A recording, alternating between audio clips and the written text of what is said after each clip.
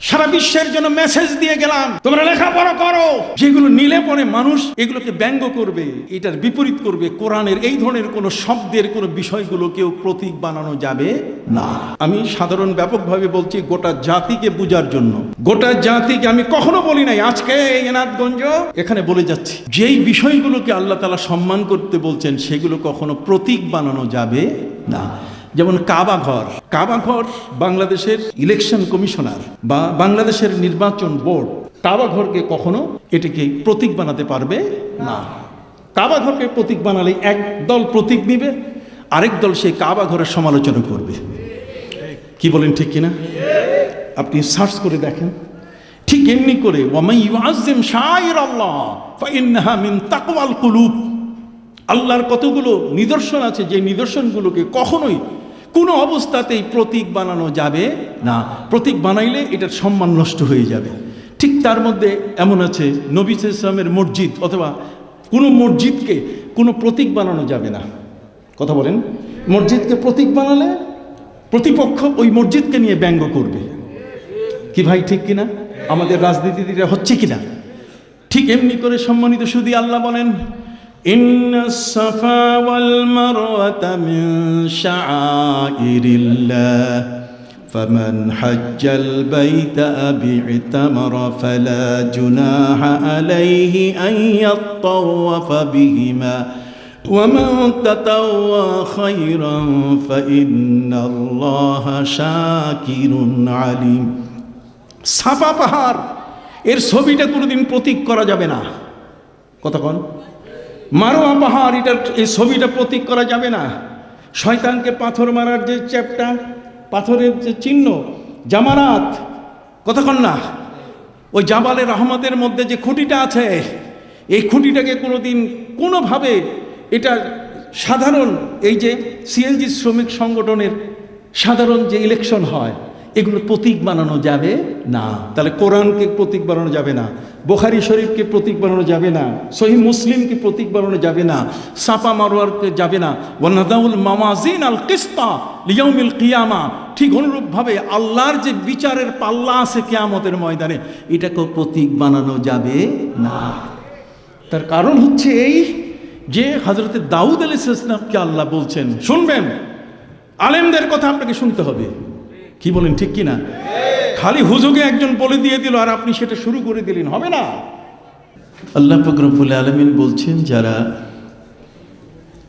রাসূল সাল্লাল্লাহু আলাইহি ওয়াসাল্লামের সাথে, প্রিয় নবীজির সাথে শত্রুতা করে, মিন বা'দে মা তাবায়্যানা লাহুল হুদা, হেদায়েতের পথ স্পষ্ট হওয়ার পরেও, তিনি যে এক মহান নবী, সত্য নবী, তার মান মর্যাদা সম্মান এটা প্রকাশিত হওয়ার পরও যদি কেউ তার সাথে শত্রুতা করে, ওয়ামাই ইউশাকিকির রাসূল মিন বা'দি মা তাবায়্যানা লাহুল হুদা ওয়া ইয়াত্তাবি গায়রা সাবিলিল মুমিনিন, ইসলাম ধর্মের ইমানদার ব্যক্তিরা যে পথে চলে না, তারা তাদের বিপথে চলে, ভিন্ন পথে ভিন্ন স্রোতে তারা নিজেদেরকে পরিচালনা করে। আল্লাহ বলছেন, নুয়াল্লিহি মা তাওয়াল্লা, তারা যেদিক থেকে আসছে সেদিকেই তাদেরকে নিয়ে যাব। ও নুসলিহি জাহান্নাম, এবং ওই পথেই তারা জাহান্নামে যাবে, আমি তাদেরকে জাহান্নামে উপনীত করব। ওয়াসাআত মাসিরা, এটা কত নিকৃষ্ট প্রত্যাবর্তন, তাদের প্রত্যাবর্তন স্থল। সম্মানিত সুধী, আপনারা আয়াতের মাধ্যমে বুঝতেই পেরেছেন যে আজকের আলোচনার বিষয়বস্তু কি হতে পারে। আপনি জানেন, আমাদের প্রিয় নবী সাল্লাল্লাহু আলাইহি সাল্লামের মান মর্যাদা, তার শান, তার ইজ্জত, এটি অপ্রকাশিত নয়, এটি সবার কাছে স্পষ্ট। বিশেষ করে আহলুস সুন্নাহ ওয়াল জামাত, বিশেষ করে নবী প্রেমিক যারা, তারা তাদের অন্তর, তাদের মন, দিল দিয়ে তারা জানে যে নবী করিম সাল্লাল্লাহু আলাইহি ওয়াসাল্লাম হলেন তিনি যাকে আল্লাহ পাক রব্বুল আলামিন এই পবিত্র রজব মাসে আরশের মেহমান বানিয়েছিলেন। যে প্রিয় নবী সাল্লাল্লাহু আলাইহি সাল্লাম সম্পর্কে পবিত্র কোরআনের দুটো সূরা, সূরা ইসরা এবং সূরা নজম, সূরা ইসরার মধ্যে আল্লাহ বলছেন, সুবহানাল্লাযী আসরা বিআবদিহি লাইলাম মিনাল মাসজিদিল হারাম ইলাল মাসজিদিল আকসা আল্লাযী বারাকনা হাওলাহু লিনুরিয়াহু মিন আয়াতিনা ইন্নাহু হুয়াস সামিউল বাসীর। পবিত্র কোরআন মাজিদে আল্লাহ পাক রব্বুল আলামিন তার প্রিয় নবীর মর্যাদা এবং শান, তার মানকে এত সুউচ্চ মর্যাদায় উল্লেখ করেছেন যা জগতের অন্য কারো বেলায় এইভাবে তিনি উল্লেখ করেন নাই। মহাগ্রন্থ আল কোরআনের প্রতিটি সূরায় আমার নবীর মর্যাদার আলোচনা এসছে। আমার নবীকে বাদ দিয়ে কোনো সূরা নাই। মহাগ্রন্থ আল কোরআনের 114টি সূরা, এর প্রত্যেকটিতে আমার নবীর কথা আছে। সেই নবীর কথা কখনো আছে প্রকাশ্যে, কখনো আছে বাতিনে। কুল হুয়াল্লাহু আহাদ আল্লাহুস সামাদ লাম ইয়ালিদ ওয়া লাম ইউলাদ ওয়া লাম ইয়াকুল লাহু কুফুয়ান আহাদ। সূরা ইখলাস। সূরা ইখলাসের মধ্যে আল্লাহ তাআলা বলছেন, নবী আপনার মুখে আপনি বলেন আমি আল্লাহ এক। কুল, হে রাসূল, এই কুল শব্দটি দিয়ে আল্লাহ তাআলা এই সূরায় আমার নবীকে বাদ রাখেন নাই। আল্লাহ পাক রব্বুল আলামিন আমার প্রিয় নবীকে এত ভালোবাসেন যে আপনি বলেন, আমি না, আমি তো বলবই, কিন্তু আপনি বলেন, আপনার মুখ থেকে উচ্চারণ হোক কুল, কুল হুয়াল্লাহু আহাদ, আপনি বলুন। তো আপনি বলুন বলতে গেলে আমার নবী কি এখানে বাদ আছে? কে বলবেন? নবীজি বলবেন। কার প্রসঙ্গে? আল্লাহর প্রসঙ্গে। সুবহানাল্লাহ বলেন। তাহলে আল্লাহ যে এক, আল্লাহ যে একক, তিনি যে কারো মুখাপেক্ষী নন, তার সমকক্ষ যে কেউ নেই, তিনি তো কাউকে জন্মও দেন নাই, কারো থেকে তিনি জন্ম নেন নাই, তিনি কারো সমকক্ষ নন। এই যে বিষয়গুলো, সেগুলো আল্লাহ তাআলা শুনতে চাচ্ছেন তার প্রিয় নবীর মুখে। আমার প্রিয় নবী সাল্লাল্লাহু আলাইহি ওয়াসাল্লাম তিনি বলুক, আল্লাহ তাআলা চান যে নবীর মুখে আল্লাহ তাআলা এটা শোনার জন্য আগ্রহী। আল্লাহ শুনতে চান যে আমার নবী বলুক। সুবহানাল্লাহ বলেন। আসুন এ সম্পর্কে কবির একটা ছোট্ট কবিতা বলি। কবির কবিতা হলো, খোদা মদহ আফরি মুস্তাফা বাস, খোদা মদহ আফরি মুস্তাফা বাস, মোহাম্মদ হামিদ হামদে খোদা বাস। আমার আল্লাহ বলেন, সারা দুনিয়ার কেউ যদি আমাকে আল্লাহ না বলে তাতে আমার আসে যায় না। হিন্দুরা আল্লাহকে আল্লাহ বলে না, কথা বলেন। খ্রিস্টানরা আল্লাহকে আল্লাহ বলে না। গড এটা আল্লাহর নাম নয়। সম্মানিত শুধু ভগবান এটা আল্লাহর নাম নয়। ভগবান এই নাম আল্লাহ কোরআনে কোথাও বলেন নাই। বলেছেন কি? সবাই বলেন। গড এটা কি আল্লাহর নাম? এটি আল্লাহর নাম নয়। সম্মানিত শুধু ঠিক এমনি করে ঈশ্বর, বাংলা ভাষায় যদি আমরা বলি ঈশ্বর, তাহলে ঈশ্বরও কিন্তু আল্লাহর নাম নয়। আল্লাহর নাম হচ্ছে আল্লাহ। আল্লাহর নাম কি? বাংলা ভাষায়ও আল্লাহ, ইংরেজি ভাষায়ও আল্লাহ, উর্দু ভাষায়ও আল্লাহ। সারা পৃথিবীর মধ্যে প্রায় ৭,০০০-এর মতো ভাষা আছে। প্রতিটি ভাষাই আল্লাহ কি? আল্লাহই। সুবহানাল্লাহ বলেন। আল্লাহ নামের কোনো এই জাতিবাচক এই নাম, তার যে সত্তাবাচক নাম, এই নামের কোনো রকম পরিবর্তন নাই। ইংরেজিতে বললেও আপনাকে বলতে হবে আল্লাহ ইজ অলমাইটি। কথা কন না? আপনি উর্দুতেও যদি বলেন আল্লাহ বলতে হবে, ফার্সিতে আল্লাহ বলতে হবে, বাংলায় আল্লাহ বলতে হবে, ইংরেজি, ফার্সি, নাগরি যা আছে পৃথিবীর যতগুলো ভাষা, প্রত্যেকটা ভাষায় আল্লাহকে কি বলতে হবে? আল্লাহ। তাফসিরে কাশফের মধ্যে বলা হয়েছে, আল্লাহর যেমন বিভাজন নাই, আল্লাহ যেমন তার সাথে তার স্ত্রী, তার সাথে তার মতো কেউ নাই, অতএব আল্লাহ শব্দটাও এমন, এটাও বিশ্লেষণযোগ্য নয় এমন যেটাকে ভাগ করে করে বোঝানো যাবে। আল্লাহ আল্লাহই। আল্লাহ কি? আল্লাহ। সে আল্লাহ সুবহানাহু ওয়া তাআলা তিনি নিজেই বলছেন যে সারা জগতের কেউ যদি আমাকে আল্লাহ বলে স্বীকার না করে, আল্লাহ বলছেন আমার কোনো আসে যায় না, কিন্তু আমার নবী যদি আমাকে আল্লাহ না বলে তাহলে আমি সেখানে আর আমার প্রকাশনা যার মাধ্যমে আমি প্রকাশ পাবো তিনি আমাকে যদি না বলেন তাহলে তো হলো না। এই জন্য সারা জগতের কেউ যদি আল্লাহকে আল্লাহ না বলে আর আমার নবী যদি আল্লাহকে আল্লাহ বলেন, আল্লাহ বলছেন আমার যথেষ্ট, আর কারো দরকার নাই।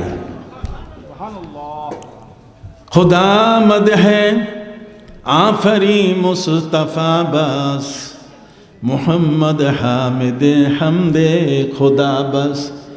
সারা দুনিয়ার সমস্ত মানুষ যদি আমার রসুলকে বিশ্বাস না করে, রসুলকে যদি রসুল হিসাবে স্বীকার না করে, তাহলে নবীজি বলছেন আমার কোনো আসা যায় না।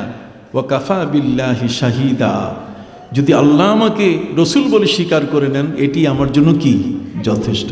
তাহলে হাবিব এবং মাহবুব আমার প্রিয় নবী সাল্লাল্লাহু আলাইহি ওয়াসাল্লামের সাথে আল্লাহর সম্পর্ক এমন, আল্লাহ চান আমার নবী বলুক আল্লাহ, আর নবীজি চান আমার আল্লাহ বলুক আমি তার কি রসুল। সুবহানাল্লাহ বলুন। অতএব এই সম্পর্কের কোনো ব্যত্যয় ঘটবে না।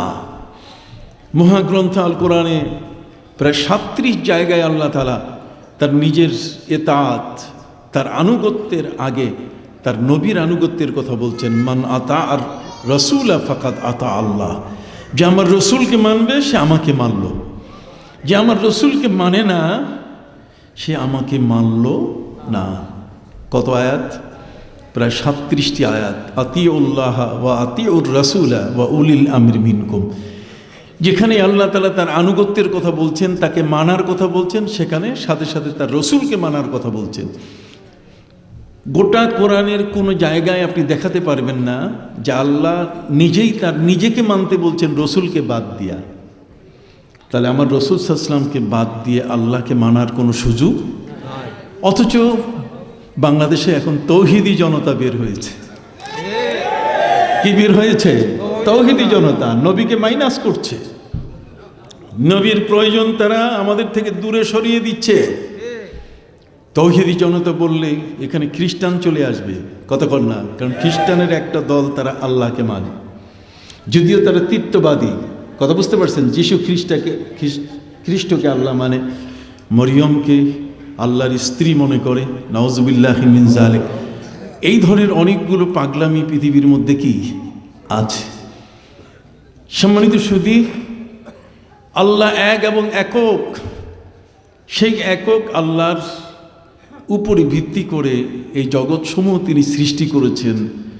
এর ব্যাপক ব্যাখ্যা তিনি দিয়েছেন পবিত্র কোরআন মজিদে। তিনি বারবার বলেছেন যে আমি ছাড়া কিন্তু আর কেউ নাই, আমি ছাড়া কোনো মন্দির নাই, আমি ছাড়া কোনো প্যাগোডা নাই, আমি ছাড়া কোনো সিনাগগ নাই। সিনাগগ হচ্ছে ইহুদিদের এবাদতখানা, তাদের উপাসনালয়। কথা বুঝতে পারছেন? গির্জা হচ্ছে খ্রিস্টানদের উপাসনালয়, মন্দির হচ্ছে সনাতনী ধর্মের হিন্দুদের কি উপাসনালয়। ঠিক এমনি করে প্যাগোডা হচ্ছে যারা বৌদ্ধ তাদের উপাসনালয়। সম্মানিত সুধী, আল্লাহ পাক রব্বুল আলামিন তিনি এমন এক মহান আল্লাহ, তাকে কিন্তু ওই প্যাগোডায় পাওয়া যাবে না, তাকে কিন্তু গির্জায় পাওয়া যাবে না, তাকে কিন্তু সিনাগগে পাওয়া যাবে না, তাকে কিন্তু মন্দিরে পাওয়া যাবে না। অতএব সেখানে কোনো মুসলমান গিয়ে গীতা পাঠ করলে আল্লাহকে পাওয়ার কোনো সুযোগ নাই। আছে কি? হাত উঁচু করে বলেন আছে।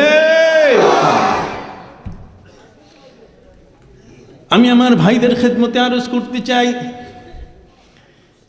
প্রিয় নবী সাল্লাল্লাহু আলাইহি সাল্লামের সময়কালে আরবের মাটিতে মন্দিরের অভাব ছিল না। কাফেররা, তারা মুশরিক যারা, কাবা ঘরের চতুর্দিকে 360টি মূর্তির পূজা করত। পূজার উপরে পূজা, লাত মানাত উজ্জা। পবিত্র কোরআন মজিদে আল্লাহ পাক রব্বুল আলামিন বলেন, আফারাআইতুমুল লাত ওয়াল উজ্জা ওয়া মানাতাস সালিসাতাল উখরা আলাকুমুজ যাকারু ওয়া লাহুল উনসা তিলকা ইদা কিসমাতুন দিজা। সুবহানাল্লাহ বলেন। আপনার মনোযোগ সহকারে শুনছেন? সম্মানিত সুধী, কোরআনের মাহফিল, আমরা কারোর সাথে আমাদের শত্রুতা নাই, আর ইসলামের বিরুদ্ধে যে আছে তার সাথে আমাদের বন্ধুত্ব নাই। যে নবীর শত্রু, নবীকে যে বাজে কথা বলে সম্বোধন করে, নবীর স্ত্রীর সম্মান যে নষ্ট করে, সে যত বড় দাড়ি টুপি আর যত বড় বিশ্ববিদ্যালয়ের একেবারে এক বোঝা ডিগ্রিও যদি নিয়ে আসে, আমাদের কাছে একটা গোবরের যতটুকু মূল্য ততটুকুই নেই। কথা বুঝতে পারছেন? কারণ প্রিয় নবী সাল্লাল্লাহু আলাইহি সাল্লামের সাথেই আমার পরিচয়। আমার দ্বারা নবী পরিচিত না। কথা বলেন, আমার দ্বারা নবী পরিচিত না। প্রিয় নবী সাল্লাল্লাহু আলাইহি সাল্লাম তার দাদার মাধ্যমে পরিচিত হন নাই, নবীজি তার পিতার মাধ্যমে পরিচিত হন নাই, নবী করিম সাল্লাল্লাহু আলাইহি সাল্লাম তার মাধ্যমে তার দাদা পরিচিত হয়েছে, নবীজির মাধ্যমে তার বাবার পরিচয় এসছে। আমার প্রিয় নবী সাল্লাল্লাহু আলাইহি ওয়াসাল্লামের পরিচয় দিতে গিয়ে বাবার পরিচয় দিয়ে নবীকে চিনাই দিতে হবে যে তিনি আব্দুল্লাহর পুত্র। আব্দুল্লাহর পুত্র হিসেবে নবীর পরিচয় তা কিন্তু নয়। খাজা আব্দুল মুত্তালিবের নাতি উনি, কাজে দাদার। আমরা যেমন মন্ত্রী মিনিস্টারের পরিচয় দিয়ে কখনো ভাতিজা হই, কখনো আমরা ভাগনা হই, যে আমার মামা তিনি মন্ত্রী, আমার চাচা তিনি অমুক এমপি। আমরা এমপি মন্ত্রীর পরিচয় দিয়ে নিজেরা পরিচিত হই। সম্মানিত শুধু আমার নবী সাল্লাল্লাহু আলাইহি ওয়াসাল্লাম দাদার পরিচয় তিনি পরিচিত ছিলেন না। তার পরিচয় দিয়ে দাদার সম্মান বেড়ে গেছে। প্রিয় নবী সাল্লাল্লাহু আলাইহি সাল্লামের পিতার সম্মান বেড়ে গেছে, তার সম্মানিত মা তার সম্মান বেড়ে গেছে। পৃথিবীর মধ্যে অনেক আয়েশা, জগতের মধ্যে বহু মানুষের ঘরের স্ত্রী হয়ে আছেন, অথচ আমার নবীর স্ত্রী আম্মা জান আয়েশা মায়ের মর্যাদা লাভ করেছেন নবীর স্ত্রী হওয়ার কারণে। নবীর স্ত্রী হওয়ার কারণে আম্মাজান হযরত আয়েশা আম্মাজান হয়ে গেছেন। ও আজওয়াজুহু উম্মাহাতুহুম, সুবহানাল্লাহ বলেন। হাজার লক্ষ খাদিজা আমাদের ঘরে আছে, হাজার লক্ষ খাদিজা সংসার করছে, কিন্তু আমাদের মা নন। কি বলেন, ঠিক কিনা? তারা হয়তো আমাদের বোন হবেন ইসলামের দিক থেকে, কিন্তু মা নন। মা আর বোনের পার্থক্য আছে কিনা? যিনি বোন তিনি তো মা হতে পারেন না। পবিত্র কোরআন মজিদে আল্লাহ পাক রব্বুল আলামিন তিনি বলেন, আন-নাবিয়্যু আওলা বিল মুমিনিনা মিন আনফুসিহিম ওয়া আজওয়াজুহু উম্মাহাতুহুম। আল্লাহ বলছেন দুইটা ফাইনাল কথা শুনে নাও। ফাইনাল কথার মধ্যে একটা হলো আন-নাবিয়্যু আওলা বিল মুমিনিনা মিন আনফুসিহিম। একজন ইমানদার ব্যক্তির জীবনের সবচেয়ে বড় প্রিয় হলো তার নবী।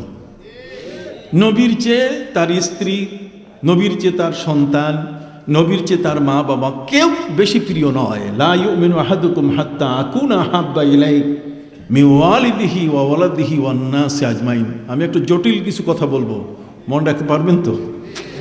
ইনশাআল্লাহ। আন-নাবিয়্যু আওলা বিল মুমিনিনা মিন আনফুসিহিম।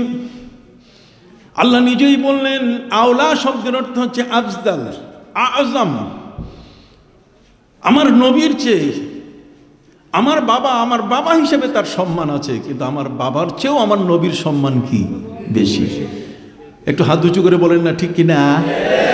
এটা বলতেই হবে, এটা উপায় নাই। আমার মায়ের সম্মান আমার কাছে অনেক বড়, কিন্তু সেই মায়ের চেয়ে আমার নবীর সম্মান কি আরো বড়। কথা বুঝতে পারছেন? আমার বড় ভাইয়ের সম্মান, বড় ভাই হিসেবে তার সম্মান বড়। আমার চেয়ে বয়সে যে মানুষটা বড় তার সম্মান আমার চেয়ে বড়, এতে কোনো সন্দেহ নাই। আমার নবী সাল্লাল্লাহু আলাইহি সাল্লাম বলেছেন, মাল্লাম ইয়ারহাম সাগীরানা ওয়া লাম ইউক্কির কাবীরানা ফালাইসা মিন্না। নবী বলেন, যে ছোটদের স্নেহ করে না আর বয়সে বড় তাদেরকে সম্মান করে না, সে আমার উম্মত নয়। অতএব আমার চেয়ে বয়সে যারা এখানে বেশি আছেন তারা নিশ্চয়ই আমার কাছে সম্মানের যোগ্য। আমি তাকে চেয়ার থেকে ধাক্কাইয়া নামাইতে পারি না। কথা বলেন না? আমি তার সম্মান নষ্ট করতে পারি না, যেহেতু তিনি আমার বাবার বয়সী, তিনি আমার চাচা, তিনি আমার সম্মানীয় ব্যক্তিবর্গ। অতএব সেই ব্যক্তিগুলোকে আমি কখনো অপমানজনক কথা বলতে পারি না। ইসলাম মানুষকে আদব শিখাইছে। যারা বলেন ইসলাম মানুষকে কি শিখাইছে? আদব। যদি কোরআন না থাকতো, আবার নবীজি যদি না থাকতেন, প্রিয় নবী সাল্লাল্লাহু আলাইহি ওয়াসাল্লামের আগমন যদি না হতো, তো আমরা সবগুলো বেয়াদব হয়ে যেতাম। একজনের আদব ঠিক থাকতো না। এত বড় কোরআন, এত বিশাল একটি গ্রন্থ, এত মহান একজন রসুল, আদর্শের মহানবীর, যার জীবনের প্রতিটি মুহূর্তে আদর্শ আদবের চর্চা হয়, তারপরও তো নবী করিম সাল্লাল্লাহু আলাইহি ওয়াসাল্লামকে সিক্স প্যাক এই সেই বলি টলে সব শেষ। আদব কোন শব্দ বলা যাবে কাকে, কার জন্য কোন শব্দ প্রযোজ্য, সেটাই পর্যন্ত আমরা ঠিক করতে পারি নেই। ফলে দেখা গেছে যে নবী আমাদের ভাষা থেকে অপমানিত হচ্ছেন, নবীর সম্মান ক্ষুণ্ণ হচ্ছে, নবীর সম্মান আমাদের দ্বারা নষ্ট হচ্ছে। যদি নবীর সম্মান নষ্ট হয়, তাহলে নবীর সম্মান নষ্ট হলে আমরা আর এক ইহুদি যারা নবীকে গালি দিয়েছে, ওই সমস্ত ব্যক্তিরা যারা নবীকে মানে না, তাহলে পার্থক্য থাকলো কোথায়? সম্মানিত সুধী, এই জন্য প্রিয় নবী সাল্লাল্লাহু আলাইহি সাল্লামকে সম্মান করতে হবে। আমি বলতেছিলাম, নবীর সম্মান এমন একটি সম্মান, কারো সাথে তাকে তুলনা করা যাবে না। নবীজির সম্মানকে যদি আপনি কারো সাথে তুলনা করেন, তাহলে সেখানে দেখা যাবে যে আপনার ঈমান আর থাকবে না। নবীজির সামনে জোরে কথা বললে আমল নষ্ট হয়। নবীর সাথে জোরে কথা বললে ওয়ালা তাজহারু লাহু বিল কওলি কাজহারি বাযিকুম লিবাস আন তাহবাতা আমালুকুম ওয়া আনতুম লা তাশউরুন। নবীর সামনে জোরে কথা বললে আপনার আমল ধ্বংস হয়ে যাবে। কিসের রহস, কিসের রোজা, কিসের টুপি, কিসের আপনার ঈমান ইসলাম, সব ধ্বংস হয়ে যাবে যদি আপনি নবীর সামনে জোরে কথা বলেন। সম্মানিত সুধী বন্ধুরা আমার, প্রিয় নবী সাল্লাল্লাহু আলাইহি ওয়াসাল্লামের সম্মান একক। আল্লাহর যেমন মর্যাদা একক, আমার নবীর সম্মানও কি একক। সুবহানাল্লাহ বলেন। আসল নবীর সম্মানটা আগে বুঝাই, তারপরে বেয়াদবিটা বুঝাবো। নবীর সাথে আমাদের কতটুকু শালীনতা রক্ষা করা প্রয়োজন, সে বিষয়গুলো আমি একটির পর একটি আপনাদের সামনে উপস্থিত করব। আমরা অনেক সময় অনেক জিনিস বুঝি না, না বুঝে জোড়াতালি দিয়ে বসি, না বুঝেই চিৎকার দেই, হু করে উঠি। সম্মানিত সুধী, এই জন্য আমাদের প্রথমে নবীকে চিনতে হবে। নবী কে? আমাদের প্রিয় নবী সাল্লাল্লাহু আলাইহি ওয়াসাল্লাম, তার পরিচয় রবীন্দ্র ঠাকুর দেয় নাই, তার পরিচয় ডেল কার্নেগি দেয় নাই, তার পরিচয় ঠিক এমনি করে মাইকেল এইচ হার্ট, তার ভাষা থেকে নবীর পরিচয়। এটা পরে, এটা থার্ড টাইম, এটা ফোর্থ টাইম, ঠিক এমনি করে এগুলো অনেক পরে। সর্বপ্রথম আমরা দেখব পবিত্র কোরআন থেকে যে মহান আল্লাহ তাকে নবী হিসাবে মনোনীত করেছেন, সেই নবীর মর্যাদা কত। তাকে সাংবাদিক বলা যাবে কি না? কথা বলেন না। আপনি এই শব্দগুলো তার বেলায় প্রয়োগ করতে পারবেন কি না? এগুলো আজ আমাদের বিচারের বিষয় এসে গেছে পবিত্র কোরআনের মাধ্যমে। কথা বুঝতে পারছেন? আপনি কত বড় হয়ে গেছেন যে আপনি তফসির করলে নবীজি পাশ দিয়ে হেঁটে গেলে তিনি বসে বসে আপনার তফসির শুনবেন। যে তফসিরের মধ্যে সিনেমার গান ছাড়া আর কিছু নাই, নায়িকার নাম ছাড়া আর কিছু নাই, যেখানে নায়িকার নাম, গায়িকার নাম, যেখানে তাদের প্রশংসা, তার চেয়ে কোনো নবীর নাম বলে কিছু সব পেতাম আমরা। কি বলেন, ঠিক কিনা? ডোন্ট মাইন্ড, নিজের অন্তরটাকে পরিষ্কার করুন, নবীর সম্পর্কে মনটাকে ছেড়ে দেন, একটু প্রশস্ত করুন। আইন আইন মানতে শিখুন, নিয়ম কানুন কি আছে জানতে শিখুন। ট্রাফিক এদিক সেদিক হয়ে গেলে ট্রাফিক পুলিশ সাথে সাথে ফটাফট পিছনে লাগাই দেয় যে বেটা তুমি রং লাইনে আসছো। তো পৃথিবীর মধ্যে যদি রং লাইন থাকে, তাহলে ইসলামের ব্যাপারে কেউ যে রং লাইনে চলতেছে না সেটা নাই নাকি? নাই নাকি? আছে কি না? আছে। তা আমরা রং কারা চলতেছে তাদের বেলায় একটু আমরা দেখব। যারা ভালো পথে চলে, যারা ডাইনপন্থী আসহাবুল ইয়ামিন, তাদের পরিচয়ের পাশাপাশি বামপন্থী যারা, তাদেরও পরিচয় আমরা তুলে ধরবো আজকে। আমরা চাই আমাদের নবী আমার নবীকে কেউ যদি কিছু বলে, ইহুদি আমার নবীকে নিয়ে আবু বকর সিদ্দিক রাদিয়াল্লাহু তাআলা আনহুকে বলছে, আবু বকর তোমার নবী তো মাটির নিচে, আর আমার নবী হযরতে মূসা ষষ্ঠ আসমানে, আমার নবীর চেম্বার 6 নম্বর আকাশে, ষষ্ঠ আকাশে, আর তোমার নবী তো মাটির নিচে। আবু বকর সিদ্দিক রাদিয়াল্লাহু তাআলা আনহু তিনি তো নবীর দরবারে আদব শিখছেন, কথা বল না? আমি তো আগেই বলেছি যে কোরআন যদি না হতো, নবী যদি না আসতেন, আমরা কেউ আদব শিখতাম না। প্রিয় নবী সাল্লাল্লাহু আলাইহি ওয়াসাল্লাম তার নিজের আদবের সম্পর্কে বলেছেন, আদ্দাবানি রব্বি ফাআহসানা তাদিবি ওয়া আল্লামানি রব্বি ফাআহসানা তালিমি। নবীজি বলছেন, আমি উত্তম আদব শিখেছি আল্লাহর কাছে। আদব শিখছি কার কাছে? আল্লাহর কাছে। কেমন আদব শিখেছি আসুন একটু শুনে নেই। রাজি আছেন তো? এত হাত উঠান থেকে রাজি আছেন তো? মারহাবা। আজকে সিএনজি শ্রমিক সংগঠনের উদ্যোগের মাহফিল, আমি প্রাউড ফিল করছি, আমার কাছে অত্যন্ত ভালো লাগছে যে আমার ভাইরা যারা দিনভর এই সিএনজি চালিয়ে যারা অর্থ উপার্জন করেন, নিজের মেহনত করে, নবীর শিক্ষা করোনা ভিক্ষা, মেহনত করো সবে। অতএব এই মেহনতি মানুষদের অর্থ দ্বারা তাদের আয়োজনে আজকের এই সুন্দর এই অনুষ্ঠানটি, এই নবী প্রেমিকদের আজকের মিলন মেলা, আহলুস সুন্নাহ ওয়াল জামাতের আজকের হাতে হাতে গায়ে গায়ে মিশে বসার যে অপরূপ দৃশ্য আমি দেখতে পাচ্ছি, আমি অভিভূত হয়েছি। আমি অত্যন্ত, আমার মনের মধ্যে আনন্দ এসছে আপনাদেরকে দেখে। আল্লাহ আমাদেরকে কবুল করে নিন, সকলে বলুন আমিন। সম্মানিত সুধী, আপনি জানেন আমার প্রিয় নবী সাল্লাল্লাহু আলাইহি ওয়াসাল্লাম মক্কার জীবন এত কষ্টের জীবন ছিল। নবীজি যখন কাবা ঘরকে সামনে রেখে সিজদায় পড়ে গেছিলেন, তখন কাফেরদের একজন চরম দুষ্ট মানুষ, যার নাম ছিল উকবা ইবনে আবি মুআইত। উকবা ইবনে আবি মুআইত আরও সাঙ্গপাঙ্গ নিয়ে আবু জাহাল, উতবা, সাইবা, উমাইয়া ইবনে খালদ এদেরকে সাথে নিয়ে বলছে যে একটা সুযোগ, আমাদের সেজদা আর নবীর সেজদা কি এক ছিল? জোরে বলেন। আমাদের সেজদা নবীর সেজদার পার্থক্য। আম্মা জান আয়েশা রাদিয়াল্লাহু তাআলা তিনি বলেন, নবীকে নিয়ে আমি যখন ঘর সংসার শুরু করলাম, মক্কা থেকে আমার নবী হিজরত করে যখন মদিনা মুনাওয়ারায় গেলেন, 7 মাস পরে আম্মা জান আয়েশা তিনি নবীর সাথে মিলিত হয়েছেন মদিনায়। মদিনা মুনাওয়ারায় মিলিত হওয়ার পরে আপনারা জানেন আম্মা জান আয়েশা ছিলেন কম বয়সী। কম বয়সী মেয়েদের অনেক চাহিদা থাকে, কথা বলুন।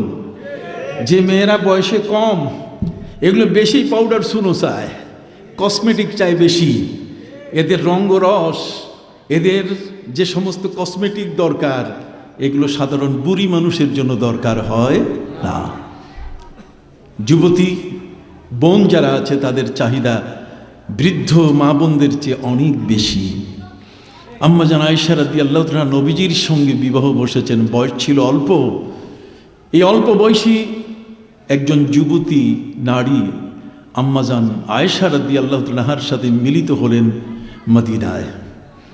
মদিনায় নবী হিজরত করে গেলেন, মাত্র 7 মাস অতিক্রম হয়েছে। 7 মাস পরে নবীজির সাথে মদিনায় আম্মা জান আয়েশার দেখা হলো। কি বলেন? প্রিয় নবী সাল্লাল্লাহু আলাইহি ওয়াসাল্লাম তার সাথে যারা হিজরত করে মদিনায় গিয়েছেন, তারা খালি হাতে গিয়েছেন। তাদের অর্থ কড়ি, বাড়ির টাকা পয়সা কিছুই ছিল না। তখন নগদ, বিকাশ, কথা কন না, ব্যাংকে ট্রান্সফার, আরটিজিএস, এগুলো কিছুই ছিল না যে এক জায়গা থেকে আরেক জায়গায় কোটি কোটি টাকা ট্রান্সফার করা যায়। ইলেকট্রনিক্স মিডিয়ার যে সমস্ত পদ্ধতি আছে, আধুনিক প্রযুক্তির মাধ্যমে এক জায়গা থেকে আরেক জায়গায় টাকা পাঠানো যায় না। প্রিয় নবীজি সাল্লাল্লাহু আলাইহি ওয়াসাল্লামের সময়কালে সাহাবায়ে কিরাম নিজের অর্থ সম্পদ সব কিছু মক্কায় ফেলে নবীর মহব্বতে খালি হাতে তারা মদিনা মুনাওয়ারায় গেছিলেন। এই প্রেম, এটা কি সাধারণ প্রেম? একটু জোরে বলেন না, এটা কি সাধারণ প্রেম? এটা কি সাধারণ ভালোবাসা? আমার আল্লাহ বলে দিয়ে দিলেন, হে নবী, আপনার সাথে যারা হিজরত করে মক্কা থেকে মদিনা মুনাওয়ারায় গেল, আপনি বলে দেন وَمَن يُهَاجِرْ فِي سَبِيلِ اللَّهِ يَجِدْ فِي الْأَرْضِ مُرَاغَمًا كَثِيرًا وَسَعَةً। হে নবী, যারা আপনার সাথে হিজরত করে অথবা কোনো জমিন থেকে হিজরত করে কোথাও যদি ইবাদতের উদ্দেশ্যে দিন কায়েম করার জন্য যদি যায়, তাহলে খালি হাতে ওরা গেল, খালি হাতে থাকবে তা নয়, বরং যা ছেড়ে এসেছে তার চেয়ে ডাবল পরিমাণ সম্পদ, ডাবল পরিমাণ ইজ্জত দিয়ে আমি তাদেরকে সম্মানিত করব। আম্মা জান আয়েশা রাদিয়াল্লাহু তাআলা নবীজির 7 মাস পরে মদিনা মুনাওয়ারায় পৌঁছার পরে প্রিয় নবী সাল্লাল্লাহু আলাইহি ওয়াসাল্লাম আম্মা জান আয়েশাকে নিয়ে যে ঘরে তুললেন, আজকের পৃথিবীর নারীরা যদি এরকম স্বামীর ঘরে ওই রকম ঘরে যদি উঠতো, তো পরের দিনে আপনার কি বলেন সিটি কর্পোরেশনে যাইয়া ডিভোর্স লেটার দিয়ে দিত। কথা বুঝতে পারছেন? আজকের নারীরা, আজকের যুবতীরা যদি এমন একটা পরিস্থিতি দেখতো যে স্বামীর ঘরে এই অবস্থা, তাহলে ওই মেয়েরা আর সংসার করতো না। পরের দিনে মাকে ফোন করতো, বাবাকে, যে কোথায় দিছু বিয়া, বিবাহ দিছ কোন জায়গায়, এ বেটার তো কিছুই নাই। ভাইরা আমার, আম্মা জান খাদিজাতুল কুবরা রাদিয়াল্লাহু তাআলা নবীর সঙ্গে যখন তার বিয়ে হলো, তখন আম্মা জান খাদিজা রাদিয়াল্লাহু তাআলাকে আরবের মেয়েরা তাকে লজ্জা দেওয়া শুরু করলো যে এমন একজনের সাথে তুমি বিয়ে বসেছ, তোমার অনেক সম্পদ আর তার কোনো সম্পদ নাই, তাও বিছানাটা এমন যেখানে বিছানার চাদরটা সেরা, একটা ভালো চাদরও বিছানায় নাই। একজন ধনাঢ্য মহিলা আম্মা জান খাদিজাতুল কুবরা রাদিয়াল্লাহু তাআলা বিয়ে বসলেন আমার নবীর সাথে, কিন্তু মক্কার নারীরা তাকে ক্রিটিসাইজ করা শুরু করলো। আছে না, ব্যঙ্গ করে না, যে কার সাথে আপনি বিয়ে বসলেন, যার বিছানার চাদর কি? আপনার কথা বলেন না কেন? বিছানার চাদর কি? এই মহান রসুল সম্পর্কে কবি বলেছেন, শব রোজ উনকি তসव्वुर में रहना ये अकीदत नहीं है तो फिर और क्या है, तुम दोनों आलम के मुख्तार आला के कौनैन में हो जिनका हो बोलबाला, मगर है बिछोनों में टूटी चटाई ये कनाअत नहीं है तो फिर और क्या है। আমি বাংলা বলে দিচ্ছি সহজ, এখন ছেলেরা তো ফার্সি পড়ে না, উর্দু তো নাই। কবি বলছেন, তুম দোনো আলমকে মুখতারে আলা, হে নবী, এই বিশ্বজগৎ, এই দুনিয়া এবং আখিরাতে আপনি হলেন আল্লাহর পক্ষ থেকে নির্বাচিত বাদশাহ। তুম দোনো আলমকে মুখতারে আলা, মুখতার, মুখতার বলা হয়েছে, তাও সাধারণ মুখতার নয়, মুখতারে আলা। আপনি, আমরা যারা নিজেরা বিদেশে যাই, তারা নিজের আত্মীয় স্বজনকে পাওয়ার অফ অ্যাটর্নি বানাই যায়, তাদেরকে ক্ষমতা হস্তান্তর করি, ঠিক কি না? কবি বলছেন যে আমার নবী হলেন তিনি দুই জগতের মুখতার আলা, তার মানে তিনি যা বলবেন আল্লাহ সেটাই কবুল করবেন। দেখছেন আল্লাহর সাথে কানেকশন, হট কানেকশন, এত চমৎকার কানেকশন। নবী আল্লাহকে যা বলবেন আল্লাহ বলছেন আমার নবী আপনার ইজ্জতে আমি সব আপনি পাশ করে দিয়ে দেব। সারা দুনিয়ার সমস্ত নবী আমাকে খুশি করেছে, আর আমি আল্লাহ আপনাকে খুশি করার জন্য প্রস্তুত। অর্থাৎ আপনি যা বলবেন তাই কি পাশ, বলেন যাই কি, যা বলবেন তাই কি পাশ, বুঝেন? অনুমোদিত পাশ, ফেল নয়, অবজ্ঞা নয়। আপনার কোনো বিষয়কে আমি আল্লাহ কখনো ইগনোর করব না, আপনার কোনো বিষয়কে আমি কখনো বাতিল করব না, বরং আপনি যেটাই করবেন সেটাই কি পাশ। সুবহানাল্লাহ বলেন। যদিও দু একটি ঘটনায় কেউ কেউ কথা উচ্চারণ করেছেন, আমরা সেটিও আপনাদের সামনে তুলে ধরার চেষ্টা করব, যাতে কোনো রকমভাবে কারো সংশয় সৃষ্টি না হয়। প্রিয় নবী সাল্লাল্লাহু আলাইহি ওয়াসাল্লাম তার কাছে এসে সাহাবী বলছেন, হুজুর, এই যে ধনীরা টাকা পয়সা না আরে বেশি, এগুলো ব্যাংকে বস্তার পর বস্তা টাকা স্তূপ, এর কি প্রতি বছরে হজ ফরজ হবে কি না? নবীজি কোনো কথা বললেন না। সাহাবী আকরা বিন হাবিস রাদিয়াল্লাহু তাআলা আনহু আরেক পাশে গিয়ে নবীজিকে বললেন যে, নবীজি, আমি যে প্রশ্ন করলাম ধনীদের উপরে কি প্রতি বছর হজ ফরজ?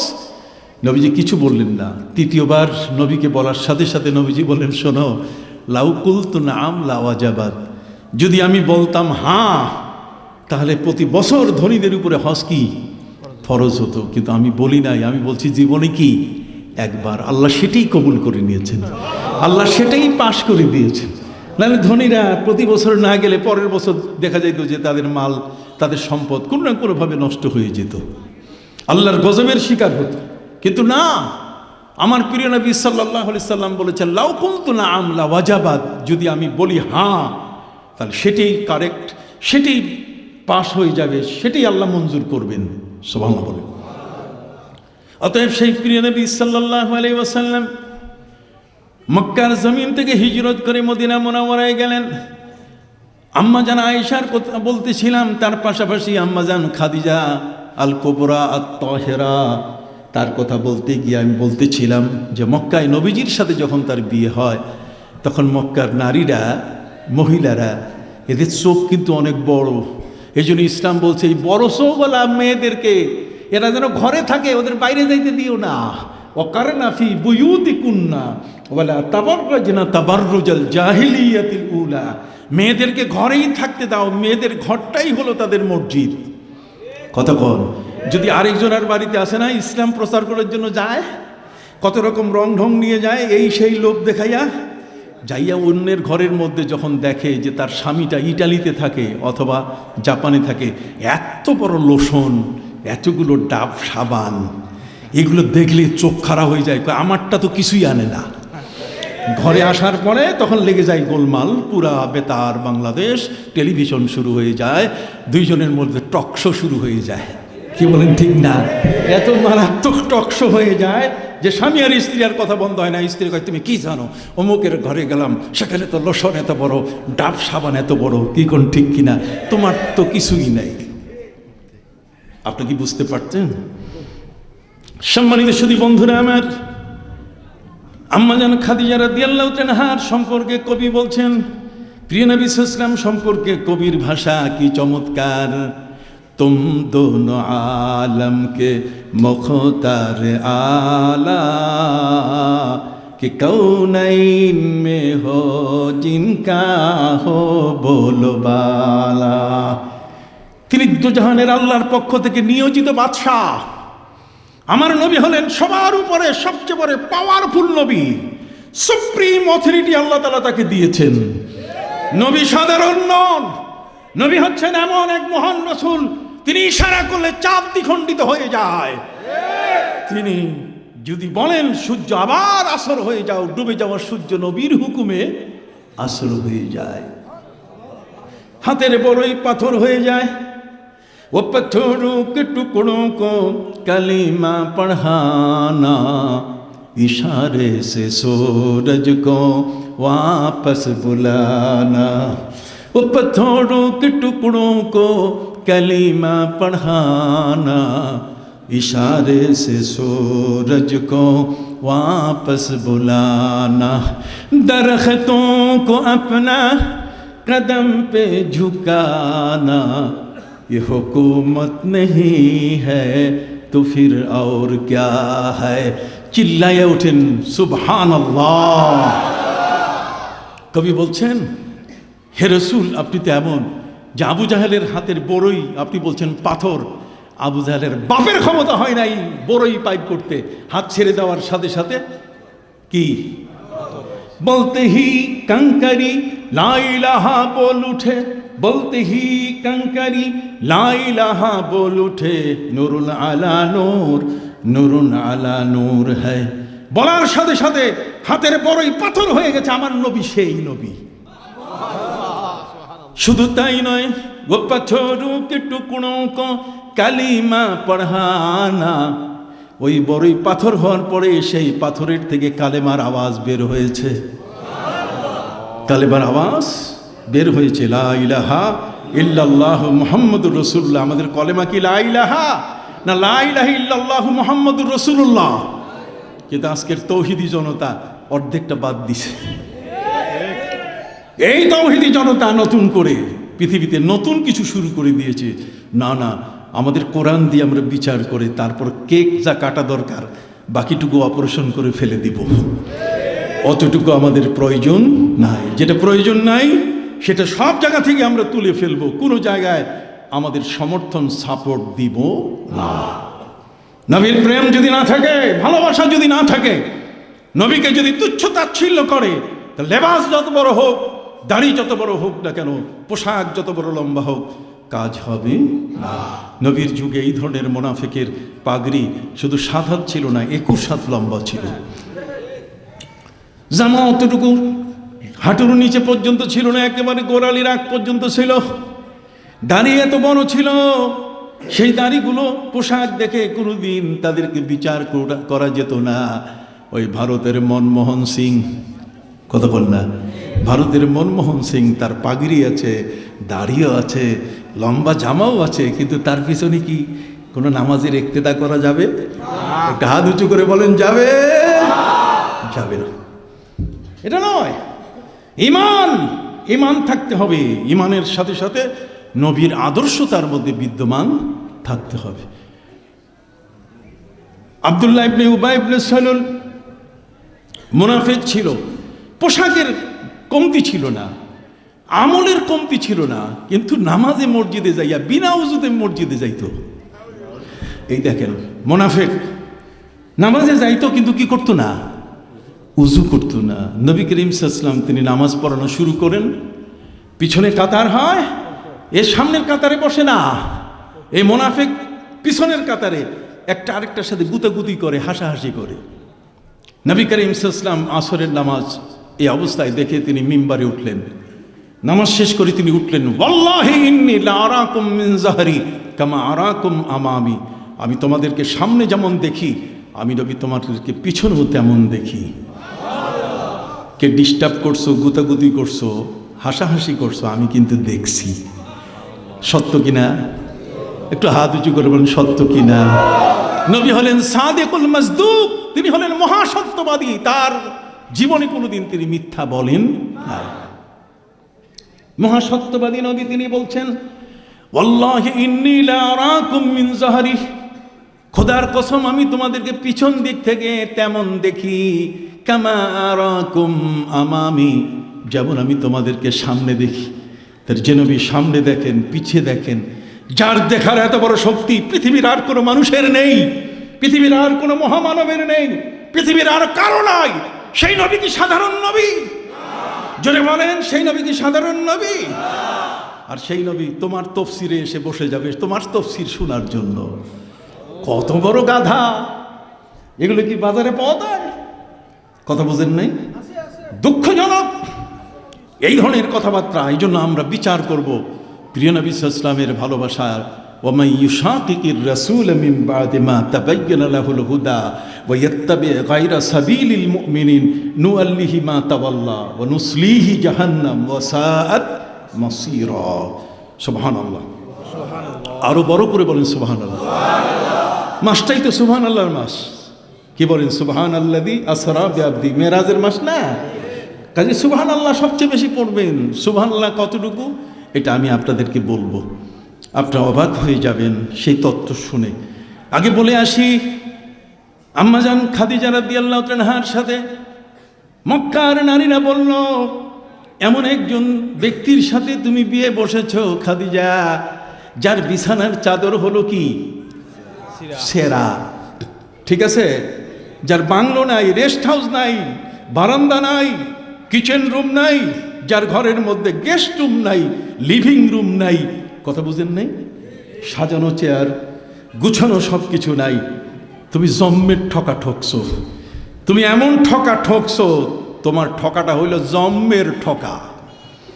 আম্মাজান খাদিজা রাদিয়াল্লাহু আনহা তিনি বললেন, শোনো, আমার চোখ দিয়ে যাকে আমি বিয়ে করেছিস তিনি একজন মহান নবী, তোমরা আমার এই চোখটা দিয়ে তাকে দেখো, তাহলে দেখবে আমি জন্মের ঠকাঠকি নাই, বরং জন্মের জিতা জিতছি।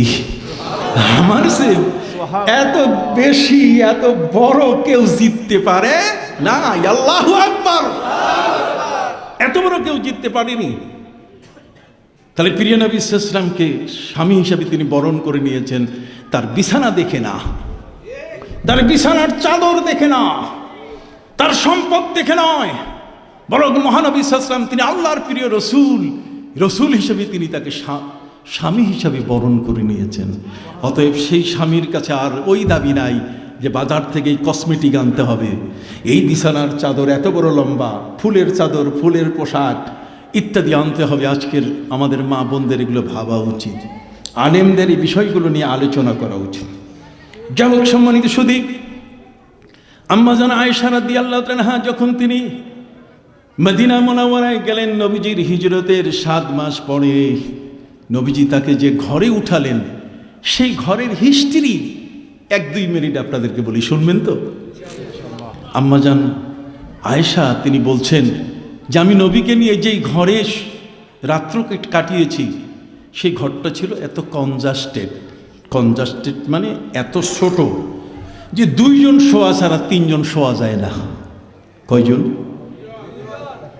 নবীজিকে নিয়ে আম্মা জান আয়েশা যেই ঘরের মধ্যে রাত্রে ঘুমাতেন, সেই ঘরটা হলো এমন, তিনি বলেন 2 জন ছাড়া 3য় জনের থাকার কোনো ব্যবস্থা।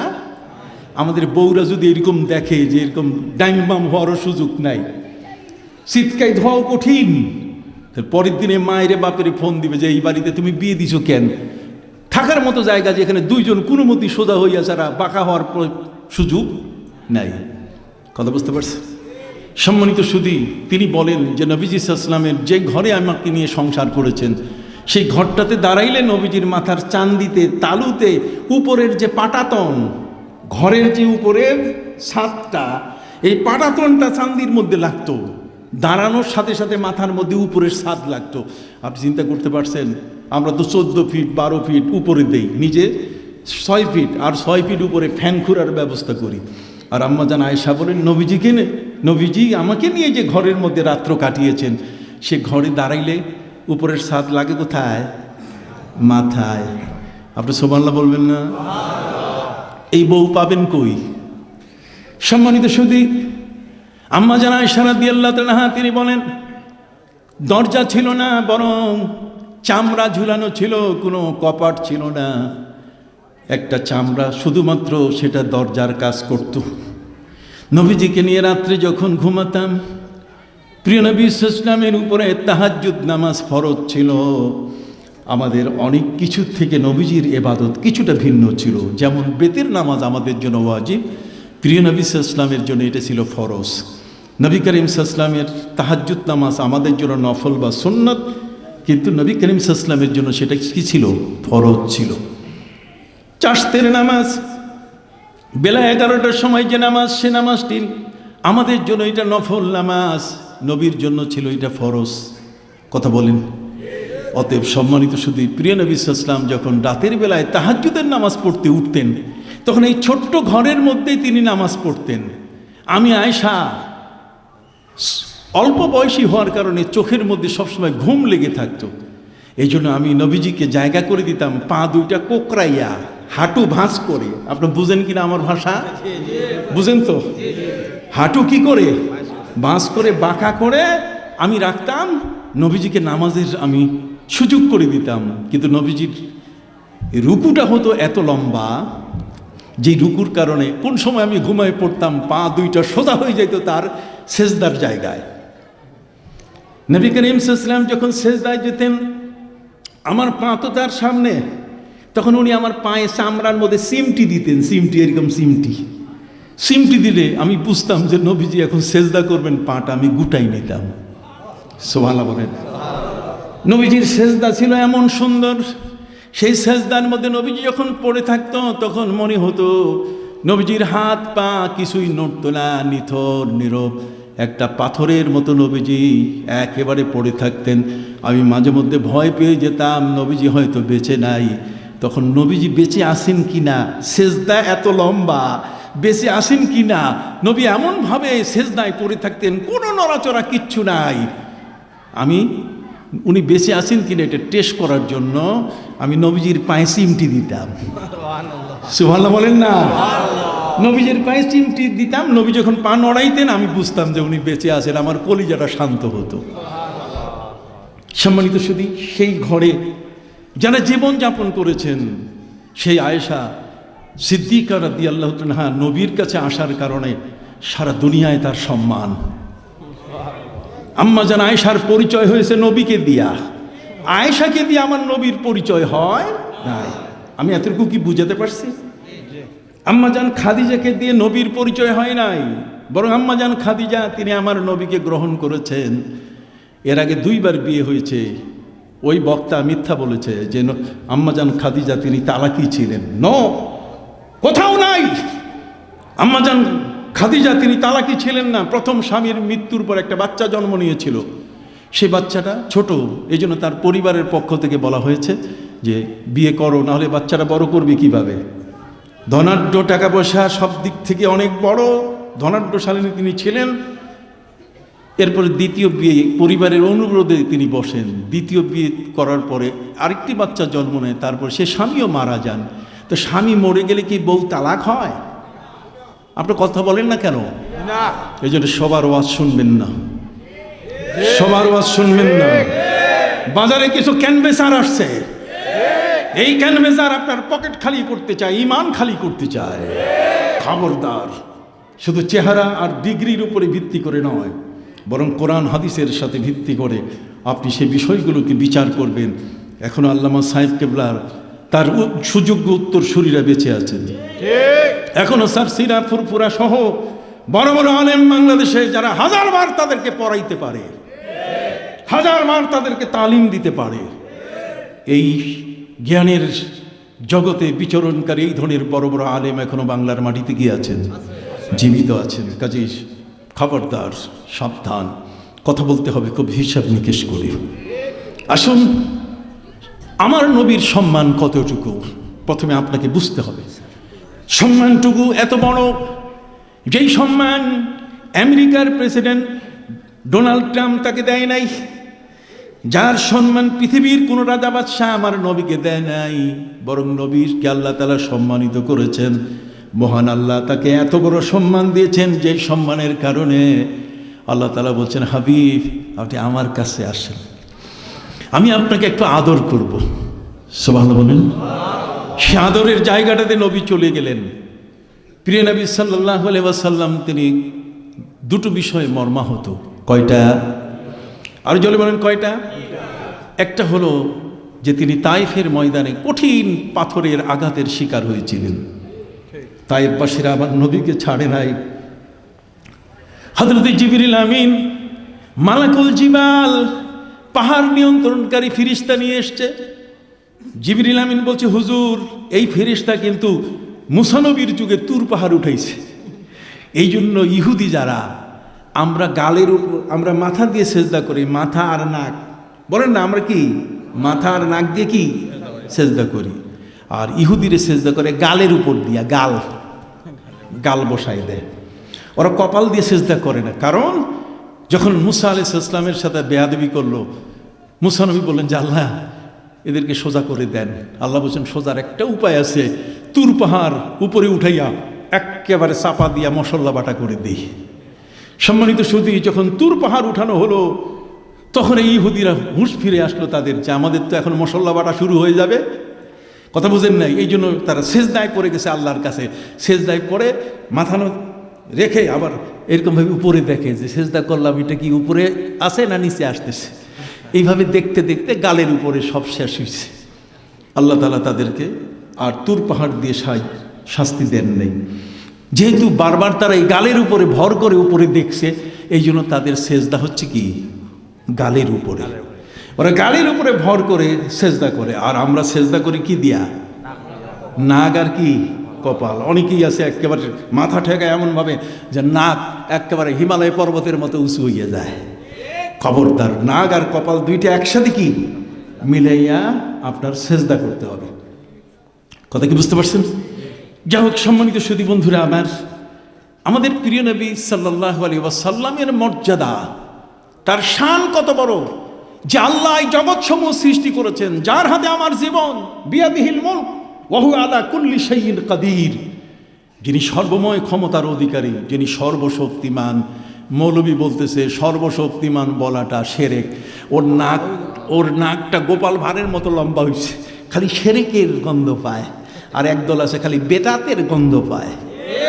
ওয়াহাবিরা পায় বেদাতের গন্ধ, আর ওই নজদি কতক্ষণ না, ওরা লামজাবি সালাফি, এরা সবসময় কি ওই যে নবী করিম সাল্লাল্লাহু আলাইহি ওয়াসাল্লামের হাদিস অনুযায়ী হয় নাই, ওরা হাদিস এটাকে কখনো জাল বানায় ফেলে। কতক্ষণ না, সহি হাদিসটা জাল বানাইতে তাদের সময় লাগে না। যাই হোক, সম্মানিত সুধী, আমি তাদের প্রতি শ্রদ্ধা নিবেদন করে বলছি, খবরদার, এগুলো আর কতদিন চলবে? এগুলো চলবে না।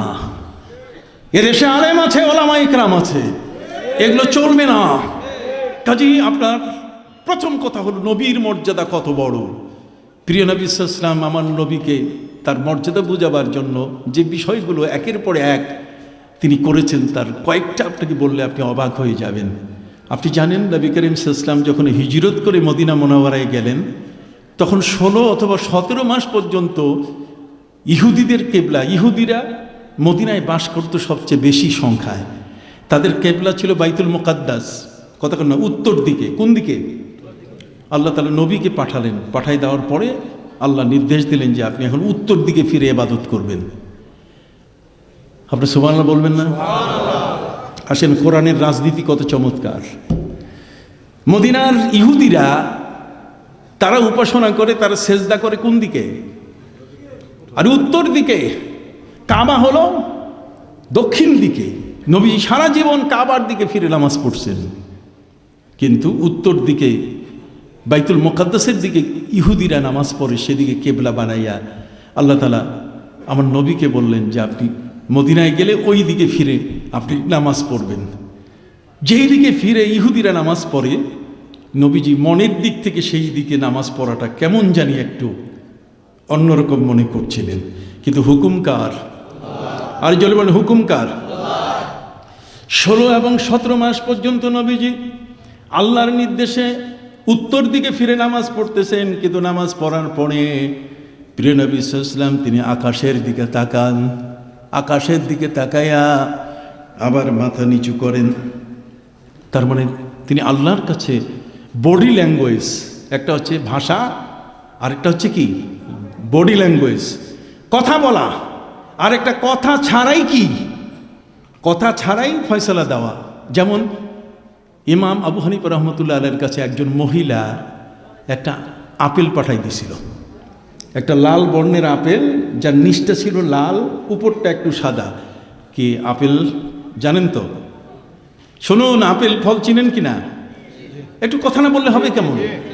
এই যে আপেল, আপেল পাঠাই দিয়েছে ইমাম আবু হানিফার কাছে, আমার মতো হুজুরের কাছে পাঠাই দিলে আমি এটা আশপাশে যা আছে টুকরা টুকরা করে সবাইকে মিলাইয়া খেয়ে নিতাম। কিন্তু সেই মহিলা ইমাম আবু হানিফা রহমতুল্লাহ আলাইহির কাছে আপেল পাঠিয়ে দিয়েছে। ইমাম আবু হানিফা এত বড় জ্ঞানী ব্যক্তি ছিলেন, তিনি আপেলটা 2 টুকরা করে মহিলাকে পাঠাই দিয়েছিলেন। মহিলা আপেলটা দিয়ে প্রশ্ন করেছে, কিন্তু কোনো শব্দ নাই, কোনো ভাষা নাই, কোনো ভাষা নাই। একটা আপেল পাঠাই দিয়ে তিনি বলছেন এই আপেলটা উনি ইচ্ছে করলে তো খেয়ে ফেলতেন, কিন্তু উনি জ্ঞানী মানুষ, উনি বুঝছেন যে এই আপেলটা কিন্তু আমাকে প্রশ্ন করা হয়েছে আপেলটা দেয়া, এই জন্য তিনি উত্তর দিলেন মাঝখানে কি কেটে 2 টুকরা করে পাঠাই দিছেন। মহিলা বুঝতে পারছে, তাহলে এখন প্রশ্ন আর ফতোয়া কি? প্রশ্ন হলো, মহিলা বলছে যে আপেল এর গায়ের রংটা হলো লাল। মহিলা এখন অসুস্থ, তার মাসের অসুস্থতা চলতেছে। মহিলা ইমাম আবু হানিফার কাছে জানতে চেয়েছে যে এখন তো লাল অবস্থায় আমি আছি, আমার শরীর খারাপ, আমি পবিত্র কবে হব? পবিত্র হওয়ার আলামতটা কবে? ইমাম আবু হানিফা রহমতুল্লাহ আলাইহি তিনি আপেল কাটছেন, আপেল কাটার পরে ভিতরটা কি সাদা, ভিতর কি সাদা। মহিলাকে বলছেন যখন লাল রংটা বাদ হয়ে এই সাদা রকম শুরু হয়ে যাবে তখন তুমি নামাজ শুরু করবে। দেখছেন কি চমৎকার প্রশ্ন, কত চমৎকার, আর ফতোয়া উত্তরও কত চমৎকার। কিন্তু প্রশ্নকারীর কোনো ভাষাও নাই, আর উত্তরের কি ভাষা নাই, দুইজনে প্র্যাকটিক্যাল। কথা কল না। আপনার গ্রামগঞ্জে লজ্জাবতী দেখছেন কি না? লজ্জাবতী দেখছেন কি না? তো লজ্জাবতীতে একটু দিলেই আস্তে করে বন্ধ হয়ে যায়। সেই মহিলা ছিল বড়ই লজ্জাবতী, মুখ দিয়ে হুজুরের কাছে জিজ্ঞেস করবেন তার অবস্থা, কখন তিনি নামাজ পড়বেন, এই বিষয়টা মহিলা বলতে লজ্জা পেয়েছে। এই জন্য তিনি কৌশল করে পাঠাই দিছে কি? আপেল। ইমাম আবু হানিফা এত বড় জ্ঞানী, তিনি বুঝতে পেরেছেন যে মহিলা তো তার নিজের অবস্থা, তার শারীরিক অবস্থা জানাই দিছে আপেলের গায়ের রং দিয়া। এই জন্য মাঝখানে কেটে তিনি তার উত্তর দিলেন। তাহলে অনেক সময় উত্তরে কি ভাষা লাগে না, কতক্ষণ না?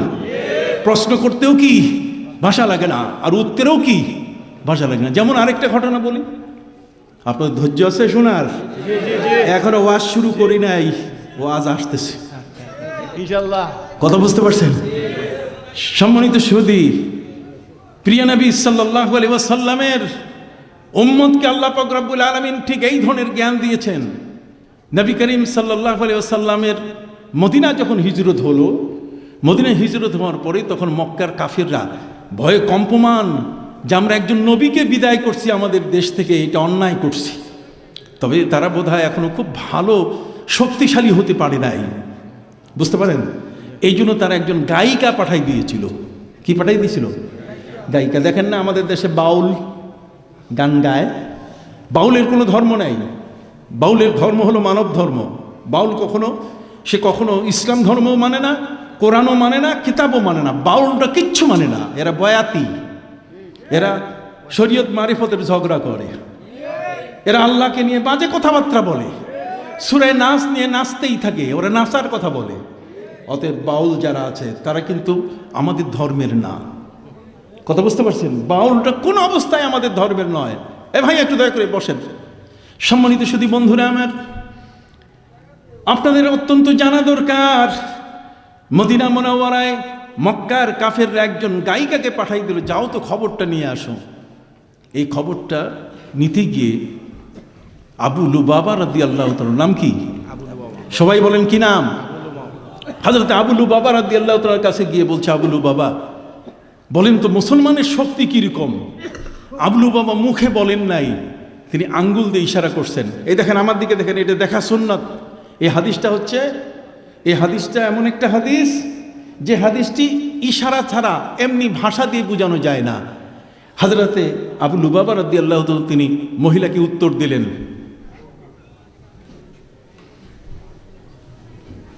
এই উত্তর দেওয়াতে মহিলা বুঝতে পেরেছে যে মুসলমানদের শক্তি এখন বেশি, কচু কাটা করবে, কচু কাটা। যদি এবার মক্কায় যায় তাহলে একজন কাফির বাঁচবে না। মুসলমানের শক্তি এখন হেভি শক্তি, হেভি শক্তির মালিক হলো কারা? মুসলমান। অতএব কি তারা ওই কচু পাতা কাটা, তারপরে সব শেষ করে ফেলবে। এই কথা বলার পরেই তিনি নিজের উপরে নিজের ভুলটা বুঝতে পারলেন যে আমি তো এটা ঠিক করি নাই, আমি এটা অন্যায় করেছি। মুসলমানের গোপন খবরটা পৌঁছায় দেওয়া, এটা কখনো একজন ব্যক্তি হিসাবে, নবীর সাহাবী হিসাবে এটা উচিত হয় না। আপনারা জানেন ইসলামী রাষ্ট্রের মধ্যে কোনো অমুসলিমকে, শোনেন, ইসলামী রাষ্ট্রের মধ্যে কোনো অমুসলিমকে রাষ্ট্রের কোনো দায়িত্ব দেওয়া যাবে না, না হলে আপনার ইসলামের গোপন খবরটা পাস করে দেবে। এতে যেই নদী হোক আর যেই সাগর হোক, কথা বুঝেন নাই? আপনি যেই নদীকেই বানান আর যেই সাগরকেই আপনি বানান, ইসলামের কোনো অনুমতি নাই, বুঝতে পারলেন? যাতে মুসলমানের কোনো গোপন খবর না যায়। সম্মানিত সুধী, হযরত আবু লুবাবা রাদিয়াল্লাহু তাআলা তিনি হাত দিয়ে ইশারা করে দিয়ে নিজের জিহ্বায় কামড় দিলেন, তার কলিজায় কামড় পড়ল যে আমি এটা ঠিক করি নাই, আমি মুসলমানের গোপন খবর ফাঁস করে দিলাম। তখনই তিনি নিজেই বাজার থেকে বিশাল লম্বা রশি কিনলেন। রশি কিনে নবীর মসজিদে গিয়ে রশি দিয়ে নিজকে বেঁধে ফেললেন। প্রিয় নবী সাল্লাল্লাহু আলাইহি ওয়াসাল্লাম ফজরের সময় মসজিদে ঢুকার পরে তিনি দেখলেন অবাক কাণ্ড, একজন মানুষ কি রশিতে পেঁচানো।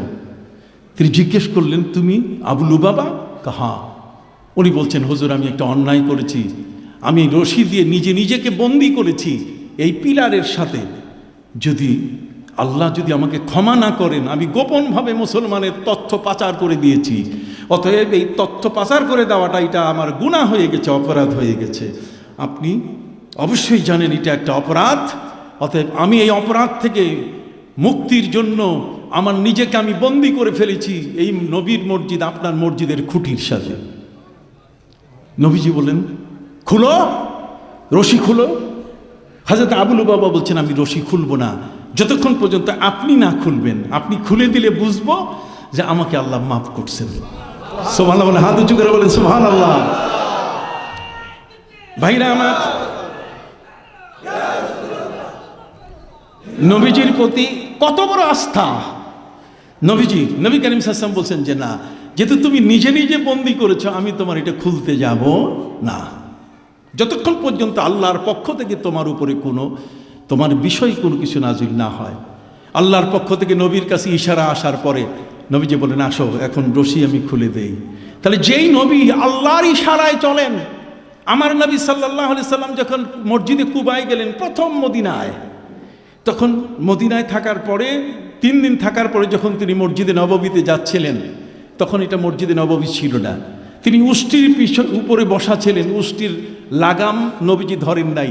পৃথিবীতে যত ড্রাইভার স্টিয়ারিংয়ে বসে, প্লেন স্টিয়ারিং ঘুরায়, ডাইন করে বাম করে, বাইকে চড়েন, আপনি কোনো একটা সাইকেলে চলেন, প্যাটেল মারেন, তখন ডাইন বাম রাস্তা ঘুরাতে হয়।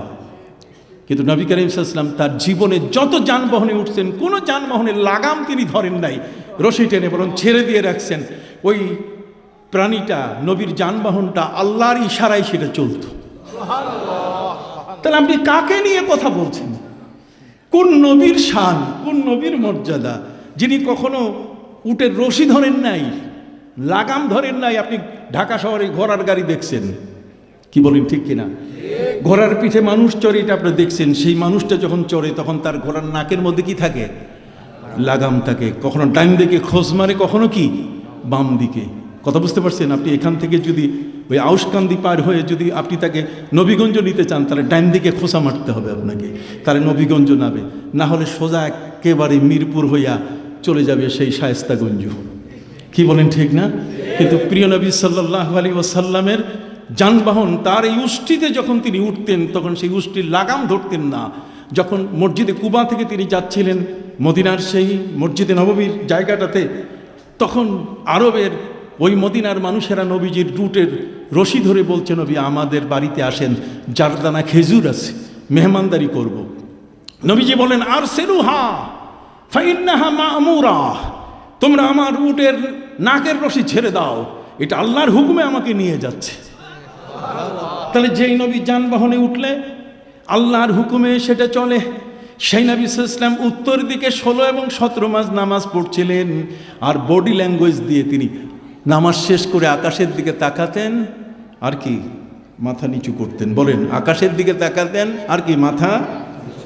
তার মানে নবী করিম সাল্লাল্লাহু আলাইহি ওয়াসাল্লামের মনের ইচ্ছা যে আল্লাহ, আমি ছোটবেলা থেকে কাবা ঘরের পাশ থেকে আমি কাবা দেখেছি, অতএব কাবার দিকে আমার কেবলা বানাই দেন, উত্তর দিকে আমি ওই দিকে আর পড়তে চাই না। কিন্তু আদব, নবীর আদব ছিল এত বেশি যে মুখে আল্লাহর কাছে তিনি বলতে লজ্জা পেতেন।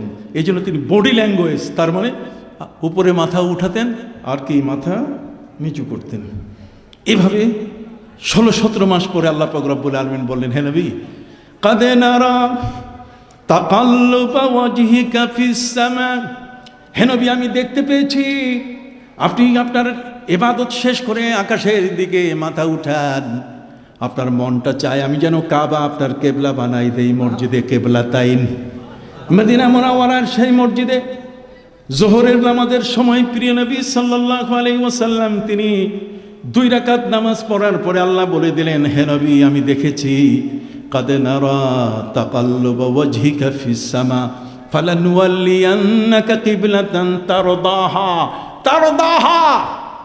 হে নবী আপনি চাচ্ছিলেন কাবা ঘর কেবলা, আপনি চাচ্ছেন, এই জন্য আমি আল্লাহ পাশ করে দিলাম।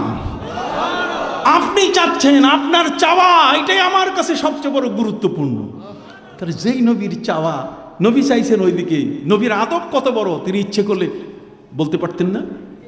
কতক্ষণ আদব আর বেয়াদবি নয়, ধৈর্যেরও তো কিছু ব্যাপার আছে। মুসা নবী আল্লাহর কাছে বলছেন যে আল্লাহ অন্য কোনো কেতাব চাই না, আমার কওমের লোক নতুন আসমানি কেতাব চেয়েছে, দেন। আল্লাহ বলছেন যাও 30 দিনের রোজা রাখো ওই তুর পাহাড়ে যাইয়া, আমি 30 দিনে তোমার চাহিদা পূরণ করব, তোমাকে আসমানি কেতাব দিব। 30 দিন যেদিনই শেষ হচ্ছে, মুসা নবীকে আল্লাহ রোজা রাখার নির্দেশ দিয়েছেন। সেই যুগের রোজা হলো কথা বলা যাবে। মুসা নবী 30তম দিন, 30 দিন পার করতেছেন, আর মাত্র কয়েক মিনিট বাকি। মুসা নবী বলছেন, আল্লাহর কাছে বললাম 30 দিন রোজা শেষ হয়ে যাইতেছে, এখনো কোনো কেতাব নাই। মুসা নবী আল্লাহর কাছে বলেন যে আল্লাহ কেতাব দিলেন না যে? আল্লাহ বলছেন, তোমাকে কেতাব দিতে আমার সেকেন্ড লাগে, তুমি কথা বলছো কেন? কথা বুঝে গেছে, তুমি কথা বললে কেন? তুমি রোজা অবস্থায় থাকতে, আমি তো ওয়াদা করেছি, ইন্নাল্লাহা লা ইউখলিফুল মিয়াদ, আমি আল্লাহ কখনো ওয়াদা নষ্ট করি না, অতএব তুমি কথা বললে কেন? মুসা বলছে, আল্লাহ আমি তো ভুল করছি, কি করা যায়? আল্লাহ বলছেন আরো 10 দিন রোজা রাখতে হবে, 40 দিন।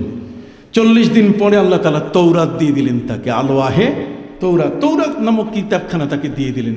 অতএব সম্মানিত সুধী, আল্লাহ পাক রব্বুল আলামিন আমার প্রিয় নবীকে এত আদবওয়ালা নবী বানাইছেন, যে আদবওয়ালা নবী 16-17 মাস পর্যন্ত উত্তর দিকে ওই বাইতুল মুকাদ্দাসের দিকে ফিরে নামাজ পড়তেছেন, কিন্তু মনটা চাচ্ছে কোন দিকে? মন চাচ্ছে কাবার দিকে ফিরে। প্রিয় নবী সাল্লাল্লাহু আলাইহি ওয়াসাল্লাম জোহরের নামাজ পড়তেছিলেন মসজিদে কিবলাতাইন, এখানে বনি সালমার গোত্র একজন রোগীকে তিনি দেখতে গেছেন, জোহরের নামাজ পড়তেছিলেন উত্তর দিকে ফিরে। 2 রাকাতের পরে আল্লাহ তাআলা বললেন, যান, আপনার আশা আমি পূরণ করে দিলাম, আপনি চাইছেন তার দাহা, আপনি যেহেতু চেয়েছেন, আপনাকে খুশি করাই হলো আমার সব আয়োজন। অতএব চন্দ্র, সূর্য, নক্ষত্র রাজি, এই পৃথিবীর যা কিছু আছে সব কিছু আপনার হুকুমে চলবে। সুবহানাল্লাহ বলেন। আমি তো হুকুম দিয়েছি, আপনি হুকুম করলে সেটাও মানবে তারা। এই জন্য কবি বলেছেন, কি ওয়াফা তূনে মোহাম্মদ সে তো হাম তেরে হ্যাঁ, ये जहाँ चीज क्या लौह कलम सब तेरे हैं। যদি নবীজির সাথে তোমার ভালোবাসা থাকে, তাহলে তোমাকেও আল্লাহ তাআলা এমন ক্ষমতা দিবেন, লৌহ কলম সব কিছু তোমার কথায় উঠবে বসবে। আবার এই কথা কইেন না যে আমার হুকুমে সূর্য উঠবে আর ডুববে, কথা কন না, আমার হুকুমে আমি যা বলবো তাই হবে। খবরদার, তুমি সেই ব্যক্তি নও যেই ব্যক্তি প্রিয় নবী সাল্লাল্লাহু আলাইহি সাল্লামের মহব্বতে জীবনকে উজাড় করে দিয়েছে। সুবহানাল্লাহ বলেন। সম্মানিত শুধু এই জন্য আপনাদের খেদমতে আরজ করতেছিলাম, জগতের মহান স্রষ্টা আল্লাহ যে নবীকে ভালোবেসে পবিত্র মেরাজে নিয়ে গেলেন, কথা বলেন, সেই পবিত্র মেরাজে নিতে গিয়ে আল্লাহ তাআলা তার সিনা চাক করলেন। সিনা চাক করছেন কিনা? তার বুক বক্ষ বিদরণ, তার সিনাটাকে কেটে 2 ভাগ করেছিলেন কিনা? ওই মৌলবী বক্তা সে বলে যে না না না, সিনা এখানে 2 চাক করা হয়নি, কি বলে এগুলো সব মিথ্যা কথা, নাউযুবিল্লাহি মিন যালিক, বেঈমান। কোরআন বলছে আলাম নাশরাহ লাকা সাদরাক, হে নবী আপনার সিনা কি আমি কাটি নাই, বক্ষ বিতরণ কি করি নাই, ওপেন হার্ট কি করি নাই? আপনার ওপেন হার্ট হয়েছে, কথা বল না। সেই ইমান হেকমত সবগুলো দিয়ে পূর্ণ করতে আপনার কলিজা সব কিছু বের করে তস্তের মধ্যে রেখে, তস্তরির মধ্যে রেখে, জমজম পানি দিয়ে ধুয়ে তারপর আবার ভরে দিয়ে আবার আপনার সিনাটাকে আবার মিলাই দেওয়া হয়েছে। হযরত আনাস ইবনে মালিক রাদিয়াল্লাহু তাআলা বলছেন, নবীজির 10 বছরের খাদেম ছিলাম, প্রিয় নবী সাল্লাল্লাহু আলাইহি ওয়াসাল্লামকে গোসল করাতে গিয়ে আমি শুধু দেখতাম ওই বুকের মধ্যে দাগটা, নবী করিম সাল্লাল্লাহু আলাইহি ওয়াসাল্লামের দেহের বুকের মধ্যে সেই দাগটা, এটা পরিলক্ষিত হতো, আমি 2 চোখে দেখে থাকতাম। সুবহানাল্লাহ। আর ওই মৌলবী বলে যে আমাদের পিত্তে যদি পাথর হয়, আলোক রঞ্জন রশ্মি দিয়ে এটা যেমন ক্রাশ করা যায়, ক্রাশার দিয়ে পাথর যেমন ভাঙ্গা যায়, এরকমভাবে আলোক রঞ্জন রশ্মি দিয়ে সেটা ভাঙ্গা যায়। কাজেই নবীজির সিনা চাক হয়নি। মৌলবী কোত্থেকে কোনটা কোন জায়গায়, যেটা বুখারী শরীফে স্পষ্ট, কোরআনের আয়াতে স্পষ্ট, তার বিপরীত যদি কথা বলে, তাহলে সে কথাটা পবিত্র কোরআন বলছে, ওয়ামান ইউশাকিকির রাসূলা মিন বাদি মা তাবায়্যানা লাহুল হুদা ওয়া ইয়াত্তাবি গায়রা সাবিলিল মুমিনিন। অন্য ধর্মের মানুষ যে প্রশ্নগুলো তুলেছে আমার নবীকে নিয়ে, আর তুমি তার সাথে গলা মিলাইয়া আমার নবী সাল্লাল্লাহু আলাইহি ওয়াসাল্লামের এই বিষয়গুলোকে অস্বীকার করছো, সেই মানুষগুলো এখন আছে কিনা? হাত উঁচু করে বলেন, সেই মানুষগুলো এখন আছে কিনা? এই জন্য ইসলামের সবচেয়ে বড় নিয়ম হলো আল্লাহর বিধানের যেগুলো সম্মানীয় সেগুলোকে কখনো অসম্মান করা যাবে না। আপনি যদি মনে করেন একটা ইলেকশন করছেন, একটা ভোট করছেন, আমি সাধারণ ব্যাপকভাবে বলছি গোটা জাতিকে বোঝার জন্য, গোটা জাতিকে আমি কখনো বলি নাই আজকে এনাদগঞ্জ এখানে বলে যাচ্ছি, যেই বিষয়গুলোকে আল্লাহ তাআলা সম্মান করতে বলছেন সেগুলো কখনো প্রতীক বানানো যাবে না। যেমন কাবা ঘর, বাংলাদেশের ইলেকশন কমিশনার বা বাংলাদেশের নির্বাচন বোর্ড কাবা ঘরকে কখনো এটাকে প্রতীক বানাতে পারবে না। কাবা ঘরকে প্রতীক বানালে এক দল প্রতীক নিবে, আরেক দল সেই কাবা ঘরের সমালোচনা করবে। কি বলেন ঠিক কিনা? আপনি সার্চ করে দেখেন। ঠিক এমনি করে ওয়ামান ইউআযযিম শাআইরাল্লাহ ফাইন্নাহা মিন তাকওয়াল কুলুব, আল্লাহর কতগুলো নিদর্শন আছে যে নিদর্শনগুলোকে কখনোই কোনো অবস্থাতেই প্রতীক বানানো যাবে না। প্রতীক বানাইলে এটার সম্মান নষ্ট হয়ে যাবে। ঠিক তার মধ্যে এমন আছে, নবী সাল্লাল্লাহু আলাইহি ওয়াসাল্লামের মসজিদ অথবা কোনো মসজিদকে কোনো প্রতীক বানানো যাবে না। কথা বলেন, মসজিদকে প্রতীক বানালে প্রতিপক্ষ ওই মসজিদকে নিয়ে ব্যঙ্গ করবে। কি ভাই ঠিক কিনা? আমাদের রাজনীতিটা হচ্ছে কিনা?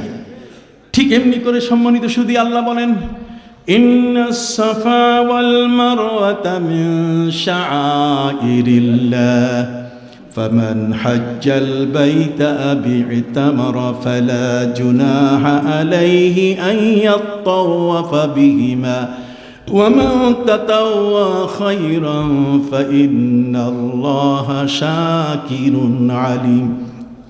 সাফা পাহাড় এর ছবিটা কোনোদিন প্রতীক করা যাবে না। কতক্ষণ? মারোয়া পাহাড় এটার এই ছবিটা প্রতীক করা যাবে না। শয়তানকে পাথর মারার যে চ্যাপটা, পাথরের যে চিহ্ন জামারাত, কতক্ষণ না, ওই জাবালে রহমতের মধ্যে যে খুঁটিটা আছে, এই খুঁটিটাকে কোনোদিন কোনোভাবে এটা সাধারণ এই যে সিএনজি শ্রমিক সংগঠনের সাধারণ যে ইলেকশন হয় এগুলো প্রতীক বানানো যাবে না। তাহলে কোরআনকে প্রতীক বানানো যাবে না, বুখারী শরীফকে প্রতীক বানানো যাবে না, সহিহ মুসলিমকে প্রতীক বানানো যাবে না, সাফা মারওয়াকে যাবে না। ওয়ানাদাউল মাওয়াজিন আল কিসতা লিয়াউমিল কিয়ামা, ঠিক অনুরূপভাবে আল্লাহর যে বিচারের পাল্লা আছে কিয়ামতের ময়দানে এটাকেও প্রতীক বানানো যাবে না।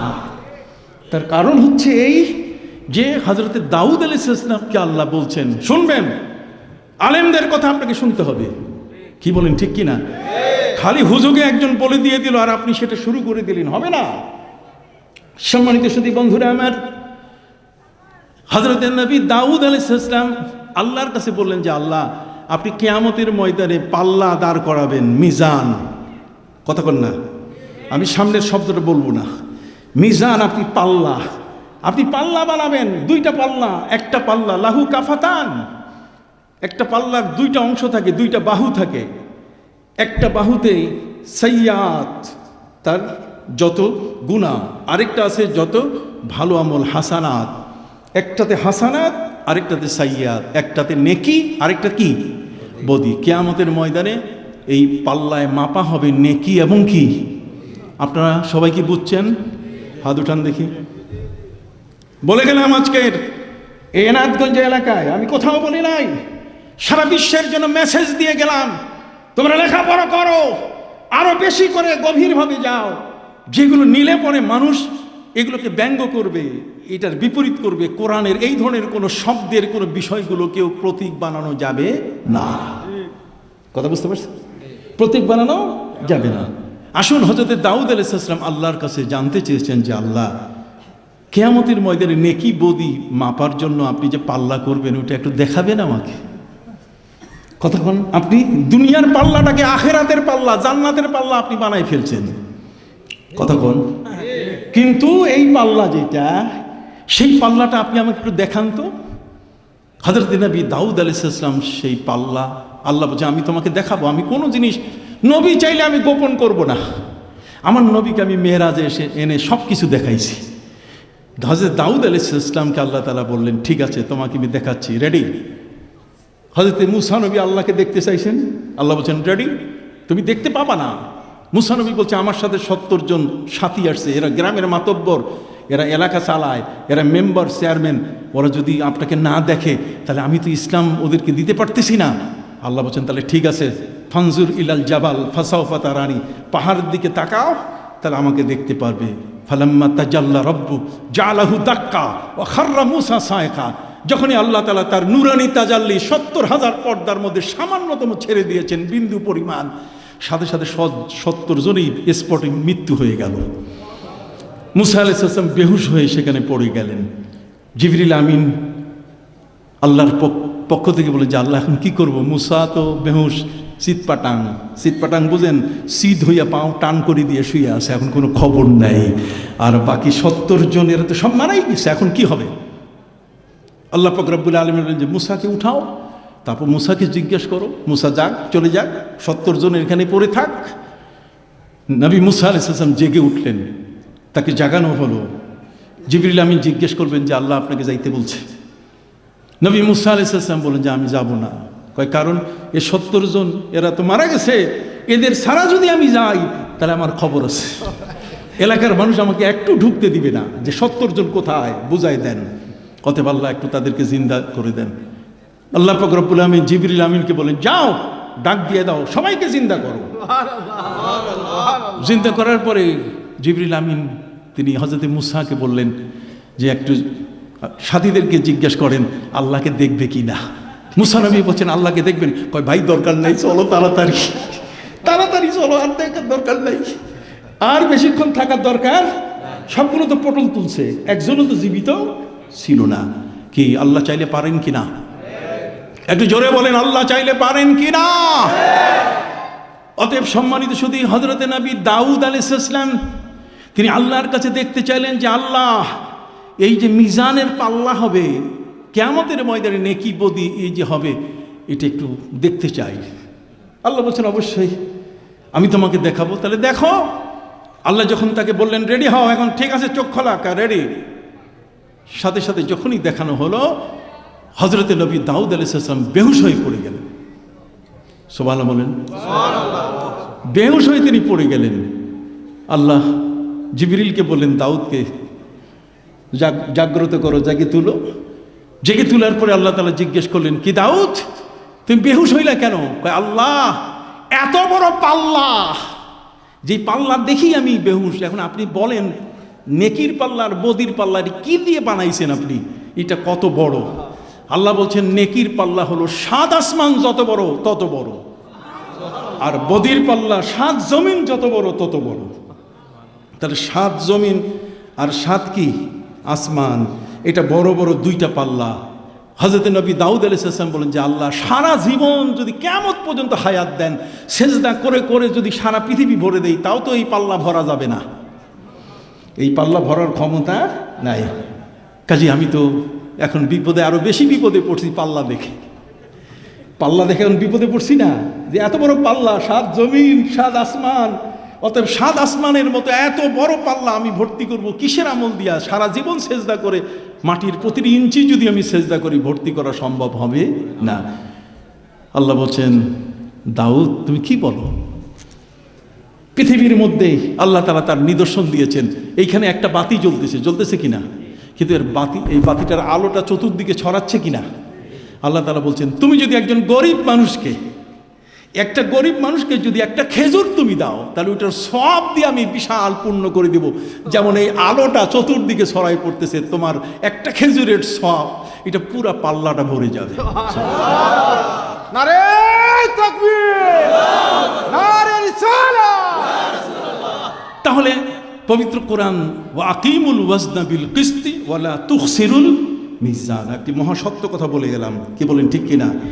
যেই জিনিসটা নিলে আপনি যদি এইটা আখিরাতের পাল্লা মনে করেন, তাহলে আখিরাতের পাল্লা মনে করে আপনাকে এটার কোনো প্রতীক হিসেবে ব্যবহার করার সুযোগ নাই। আমি কি বলছি আপনাদেরকে বুঝাইতে পারছি? কারা কারা বুঝছেন একটু হাত উঠান দেখি। নারায়ে তাকবীর, নারায়ে রিসালাত, ইয়া রাসূলুল্লাহ সাল্লাল্লাহু আলাইহি ওয়াসাল্লাম। সম্মানিত সুধী, অতএব আমাদেরকে গভীরে যেতে হবে, যেটাই পাবো সেটাই ধরবো, এটা নয়। আমি অবাক হচ্ছি যে কোনো ইবাদতও যদি জীবনে না থাকে, খালি বিড়ি টান্না সুখ টান দিয়া, কতক্ষণ না খালি টান দিয়া ছেড়ে দিয়া, তারপরে যদি দেওয়া যায় একটা ভোট একটা জায়গায়, তাহলে আল্লাহ তাআলা সব মাফ করে দিবেন। কোথায় আমরা চলেছি? মন চলেছে সুরেশ্বর, কিসের বাড়ি কিসের ঘর, কতক্ষণ না। আমার মন যা বলে তাই আমি বলছি, আমার ইচ্ছা যা তাই আমি বলছি। ন, এটা মুসলমান আল্লাহর ওলিদের শেখানো আল্লাহর ওলিদের পাঠানো পথে এখনো অনেক ফৌজ, এখনো অনেক মর্দে মুজাহিদ মোমেন দাঁড়ানো আছে এই জমিনে। এই জমিনে যে সমস্ত ইমানদার দাঁড়ানো আছে, সেই ইমানদারদের কখনো বিচ্যুত করা যাবে না। কথা কি বুঝতে পারছেন? এদেরকে কখনো বিচ্যুত করা যাবে না। কোরআন কোরআনের জায়গায়, এটাকে সিনেমা হলে নেওয়া যাবে না। কথা বলেন। এই কোরআনকে আমাদের সত্যের পথে প্রতিষ্ঠিত করতে হবে। এই কোরআনকে কোনো অবস্থাতেই প্রতীক হিসাবে যেমন ব্যবহার করা যাবে না, এটাকে আমার স্বার্থেও ব্যবহার করার কোনো সুযোগ নাই। কথা বুঝতে পারছেন? এই জন্য আমি আমার ভাইদের খেদমতে আরজ করতে চাই, ওয়া ইউশাকিকির রাসূলা মিন বা'দি মা তাবায়্যানা লাহুল হুদা। হেদায়েতের পথ স্পষ্ট হয়ে আছে। হেদায়েত হযরত আল্লামা জালালউদ্দিন সুয়ুতি 10ম হিজরি সনের একজন মহান বড় আলেম, যিনি তাফসিরে দুররে মনসুরের মতো বিশাল হাদিস দিয়ে কোরআনের তাফসির লিখলেন, যিনি সবচেয়ে বড় আল ইতকান ফি উলুমিল কোরআন, বিশাল বড় উসুলে তাফসির অথবা আসবাবুন নুজুলের উপরে তিনি কিতাব লিখলেন। কথা বল না, উনি বুঝেন না, আর আপনি 2টা লাইন পড়তে পারেন না, আপনার কোনো খবর নাই, আরবি পড়লে 10টা ভুল হয়ে যায়, আর আপনি বলেন মিলাদও নাই কিয়ামত। আপনি মিলাদ চোখে দেখেন না। আরে মিলাদ আপনি চোখে দেখবেন কেন? চশমাটা তো আপনার না, চশমাটা তো আরেকজনের। কতক্ষণ না, আপনি ওই চশমা দিয়ে কোনোদিন মিলাদ কিয়াম কখনো দেখতে পাবেন না, অসম্ভব কথা। এটা দেখতে গেলে বড় পীর আব্দুল কাদের জিলানির চশমা লাগবে, আবু বকর সিদ্দিকের চশমা লাগবে। কতক্ষণ না, এটা ওমরে ফারুকের চশমা লাগবে। এটা দেখতে গেলে হযরতে আলী কাররামাল্লাহু ওয়াজহা তার চশমা লাগবে। ওই চোখ দিয়ে আমার নবীকে দেখতে হবে, তাহলে দেখা যাবে আমার নবী সাল্লাল্লাহু আলাইহি সাল্লাম তিনি এত বড় মহান, তার উম্মতকে তিনি এত বড় ভালোবাসেন। ইন্নাল্লাহা ওয়া মালাইকাতাহু ইউসাল্লুনা আলান নবী। আল্লাহ নিজেই যে নবীর উপরে দরুদ ভেজেন, যেই নবীর উপরে প্রতিদিন সকাল থেকে আসর পর্যন্ত 70,000 ফেরেশতা, আবার আসর থেকে ফজর পর্যন্ত 70,000 ফেরেশতা নবীকে সালাম দিচ্ছে। কি বলেন ঠিক না? আপনি ওই সালাম বাদ দিয়া আপনি দরুদে ইব্রাহিম নিয়ে পড়ে আছেন। দরুদে ইব্রাহিমের মধ্যে সেখানে তো সালাম নাই, সালাত আছে। কতক্ষণ না, অথচ আল্লাহ বলছেন ইয়া আইয়ুহাল্লাযীনা আমানু সাল্লু আলাইহি ওয়া সাল্লিমু তাসলিমা। নবীর উপরে দরুদ পূর্ণ হবে যদি সালাত শব্দের সাথে কি হয়? সালাম। আর তাসলিমা শব্দের অর্থ সম্মানের সাথে।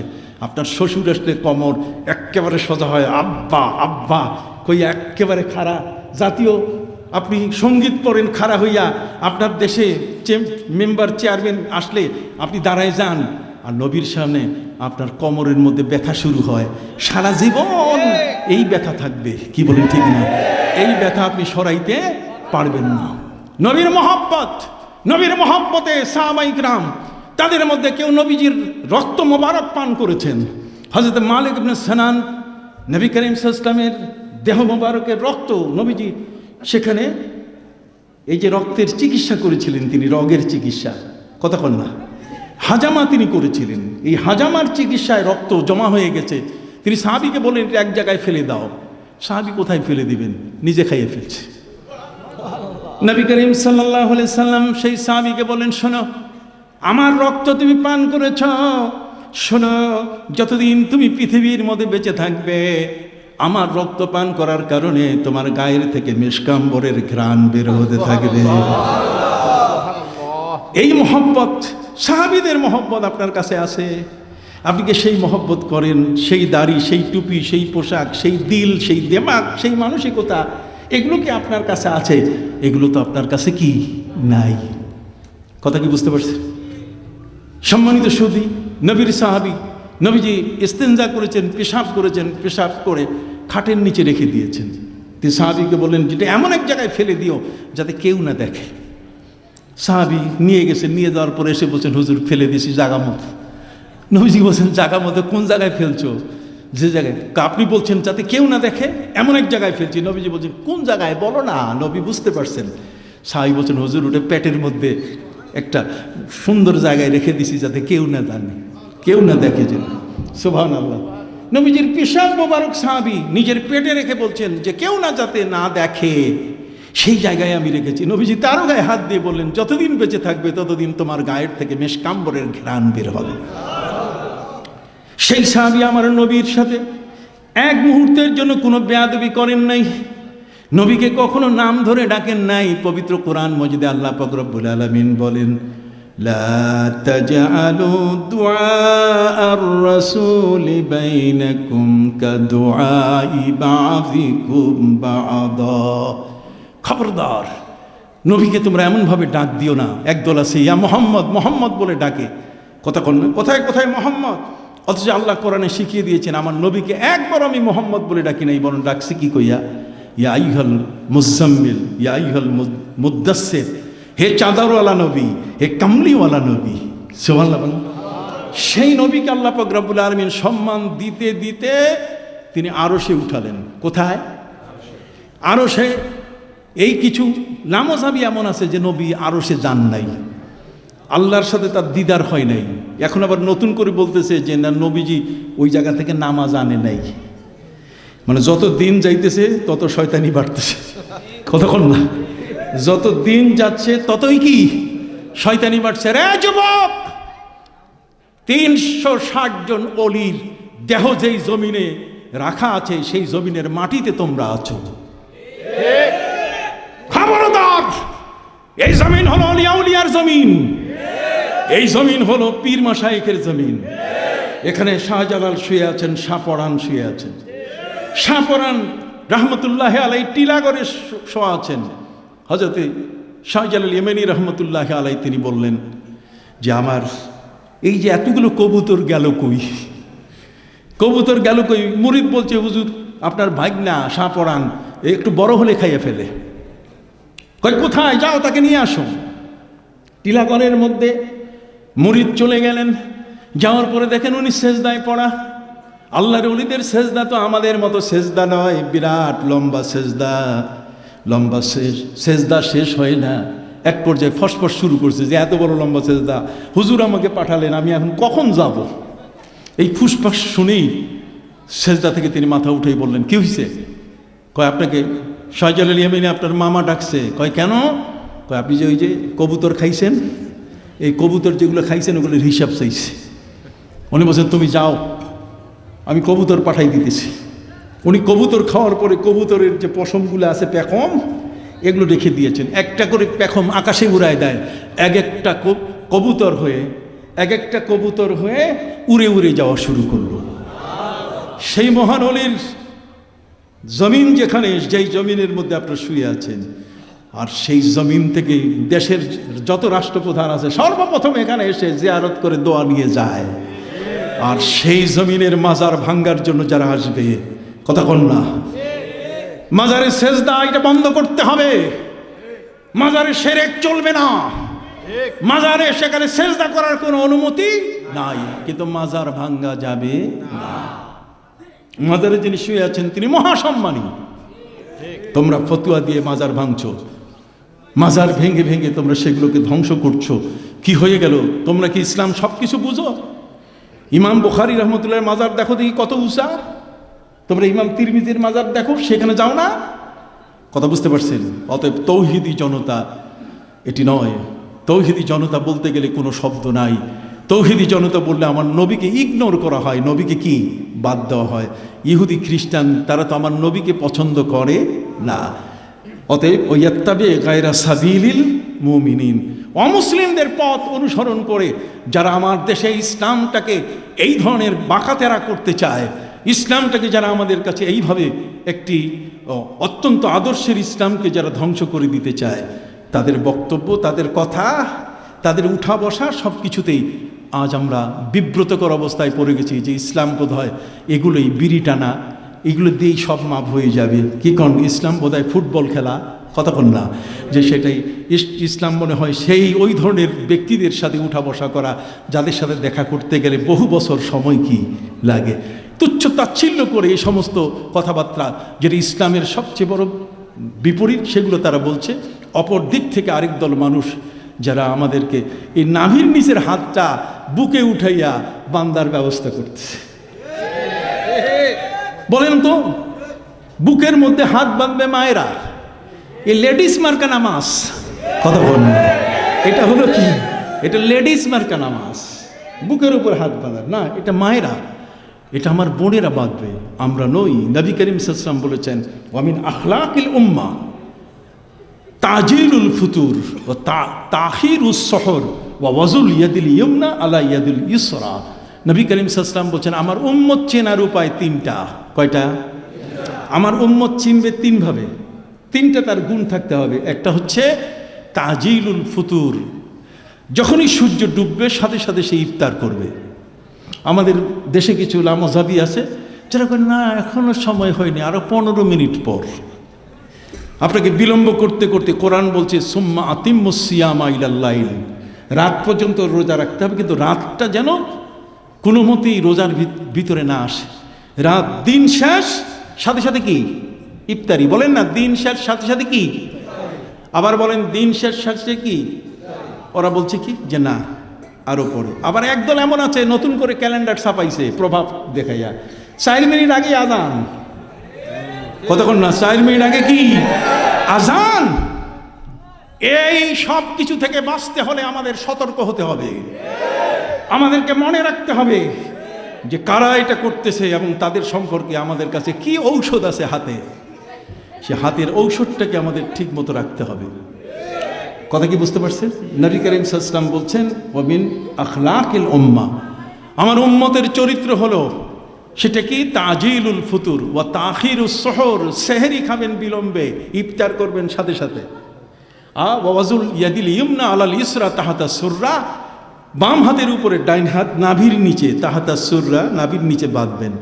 তার নাভির নিচে হাত বাঁধা নবী করিম সাল্লাল্লাহু আলাইহি ওয়াসাল্লামের সাহাবীদের মধ্যে সবচেয়ে বড় মুফতি। আপনি জানেন আমাদের তাসাউফ, এলমে তাসাউফ, এই যে পীর মাশায়েখের যে বেলায়েত, তাদের যে শক্তিটা, এটা কিন্তু বাগদাদ থেকে এসছে, কতক্ষণ না। এই জন্য আমরা ছোটোকালে বাগদাদ, ওই যে কায়দায় বাগদাদি আমরা পড়ছি। আমরা কি পড়ছি? কায়দায় বাগদাদি। ওই কায়দায় বাগদাদি যেই বাগদাদ থেকে আসছে, সেই বাগদাদের মধ্যে নবী করিম সাল্লাল্লাহু আলাইহি ওয়াসাল্লামের 1400 সাহাবীর মাজার আছে। কতজন? আবার সকলে বলেন কতজন? এই 1400 সাহাবীর মধ্যে 150 জন সাহাবী হলেন যারা বদরের যুদ্ধে শহীদ হয়েছে, বদরের যুদ্ধে যারা অংশগ্রহণ করেছে। বদরের যুদ্ধে যারা অংশগ্রহণ করেছেন তারা কত? 150 জন। বদরের যুদ্ধে যারা অংশগ্রহণ করেছেন তাদের বেলায় আল্লাহ বলছেন এ মালু মা শাইতুম, যা ইচ্ছা করো, তোমাদের গুনাহ লেখা হবে না। সুবহানাল্লাহ বলেন। বাকি 150 জন হলেন বায়াতে রিদওয়ান, হুদাইবিয়ার সন্ধির সময় গাছের নিচে বসে নবীর হাতে যারা বায়াত হয়েছেন, তার মধ্যে 150 সাহাবী এই ইরাকের জমিনে বাগদাদে শুয়ে আছেন। সুবহানাল্লাহ বলেন। আর বাকি 1100 সাহাবী, সর্বমোট 1400 সাহাবীর মাজার হচ্ছে কোথায়? ইরাকে। সেই ইরাকের 1400 সাহাবীর মধ্যে নবীজির সকল সাহাবীর মধ্যে সবচেয়ে বড় মুফতি, সবচেয়ে বড় ইসলামের আইনের অভিজ্ঞ সাহাবী হলেন হযরত আব্দুল্লাহ ইবনে মাসউদ রাদিয়াল্লাহু তাআলা আনহু। আব্দুল্লাহ ইবনে মাসউদ রাদিয়াল্লাহু তাআলা আনহু তিনি হলেন এই ইরাকে শায়িত, সেখানে আছেন। তার মাধ্যমে ইমাম আবু হানিফা রাহমাতুল্লাহ আলাইহি এই সকল হাদিসের বিশাল সম্ভার তিনি লাভ করেছেন পর্যায়ক্রমে। কথা বুঝেন নাই? অতএব সম্মানিত সুধী, হানাফি মযহাব, মযহাব কয়টা? 4টা। জরুরি মযহাব কয়টা? ওরা মযহাব মানে না, ওরা বলে মযহাব আবার কি? তাহলে মযহাব না মানলে তুমি আমাকে কি বলতেছো? তুমি তো একজনের কথা মানো, তোমার শায়েখের কথা মানো, তুমি তো নাম রাখছো শায়েখ, কতক্ষণ না, তুমি এখন স্কলার নাম রাখছো। আমি আপনাদেরকে বলছি 4টা মযহাব দরকার। কীরকম? 4টা মযহাবের মূল কেন্দ্র একটা মসজিদ। জোরে বলেন একটা কি? খুব মনে রাখবেন, যা বলছি ভুলে যাবেন না। একটা কি? মসজিদের প্রবেশের জন্য 4টা দরজা আছে। কয়টা? এই 4টা দরজায় মানুষ ঢুকবে কি একটা দিয়ে না 4টা দিয়ে? 4টা দিয়ে ঢুকতেছে, কিন্তু জায়গা একটা না কয়টা? একটা জায়গায় ঢুকতেছে, দরজা কয়টা? 4টা। মজা বলো এইটা, কথা বুঝলেন? নাই ইমাম আবু হানিফা, ইমাম শাফি, ইমাম মালিক, ইমাম আহমদ বিন হাম্বল, যেটাই আপনি ধরেন জায়গা কি? একটা। আর সে জায়গাটা কোনটা? আমার নবী করিম সাল্লাল্লাহু আলাইহি ওয়াসাল্লামের মহাজ্ঞানের মহাসাগর। কবি বলেছেন ওয়া কুল্লুহুম মির রাসূলিল্লাহি মুলতামিসুন গারাফাম মিনাল বাহরি আও রাশাফাম মিনাদ দিয়ামি। সম্মানিত সুধী, আমাদের দেশে বঙ্গোপসাগর আছে কিনা? সবাই বলেন আছে কিনা? বঙ্গোপসাগরে জেলেরা মাছ ধরে কিনা? জেলেরা মাছ ধরতে গিয়ে সব জেলে কি একরকম মাছ পায়? নবী করিম ইসলামের এই মহা মহা মহা বড় বড় যতগুলো সাগর আছে, মহাসাগর, সারা পৃথিবীর যত মহাসাগর আছে সবগুলো মিলিয়ে তার কোটি গুণ বেশি আমার নবীর জ্ঞানের মহাসাগর। অতএব সেই নবীর মহাসাগরে জাল ফেলেছেন ইমাম আবু হানিফা। সেই মহাসাগরে জাল ফেলেছেন কে? ইমাম আবু হানিফার জালে ধরা পড়েছে বড় বড় পাঙ্গাস, কথা বুঝেন, বড় বড় ইলিশ ধরা পড়েছে এই জালের মধ্যে, কথা বুঝে, করাল মাছ সহ বড় বড়। ইমাম শাফি উনিও জাল ফেলেছেন সেই মহাসাগরে, সেখানেও তিনি পেয়েছেন চিটা মাছ পেয়েছেন, অথবা সেখানে চিতল মাছ পেয়েছেন। ইমাম মালিক ওই একই সাগরের মধ্যে জাল ফেলেছেন, কথা বলেন না। ইমাম আহমদ বিন হাম্বল একই সাগরের মধ্যে কি ফেলছেন? জাল ফেলেছেন। সবার জালে সব রকম মাছ উঠে নেয়। আমাদের ইমাম আবু হানিফা রহমতুল্লাহ আলীর জালে এত বেশি মাছ উঠছে যে ইমাম আবু হানিফা রহমতুল্লাহ আলী তিনি 4,000 শিক্ষকের ছাত্র, তিনি 4,000 শিক্ষকের কাছে লেখাপড়া করছেন। ইমাম আবু হানিফা 4,000 তার উস্তাদ, আর ইমাম শাফির উস্তাদ হলো 80 জন। কয়জন? 80 জন। ইমাম আবু হানিফা জীবনে 21 জন সাহাবীকে তিনি দেখছেন, 8 জনের কাছে হাদিস বর্ণনা করছেন। তিনি ইমাম বুখারীর দাদা উস্তাদ, কথা বুঝতে পারছেন? সেই ইমাম আবু হানিফা রহমতুল্লাহ আলাইহি তিনি বলেন যে আমার জীবনের 4,000 উস্তাদের কাছে যত জ্ঞান শিখেছি সে জ্ঞানটা কি ছোট? এটা মহাবিশ্ববিদ্যালয়ের মতো না? আর ভাই কথা বলেন না, 4,000 উস্তাদের কাছে, 4,000 উস্তাদ তো একরকম না, 4,000 রকম। 4,000 উস্তাদের কাছে ইমাম আবু হানিফা রহমতুল্লাহ আলাইহি এই বিশাল জ্ঞান ভাণ্ডার অর্জন করেছেন। উনি অর্জন করার পরে উনি বলছেন লাউলাস সানাতান লাহালাকা নোমান, লাউলাস সানাতান লাহালাকা নোমান। উনি বলছেন আমি 4,000 উস্তাদের কাছে যত জ্ঞান ভাণ্ডার শিখেছি আমার সমস্ত জ্ঞান ভাণ্ডার পচে যেত, এগুলোর উপরে আবরণ পড়ে নষ্ট হয়ে যেত যদি আমি 2 বছর না দিতাম। কয় বছর? আবার বলেন কয় বছর?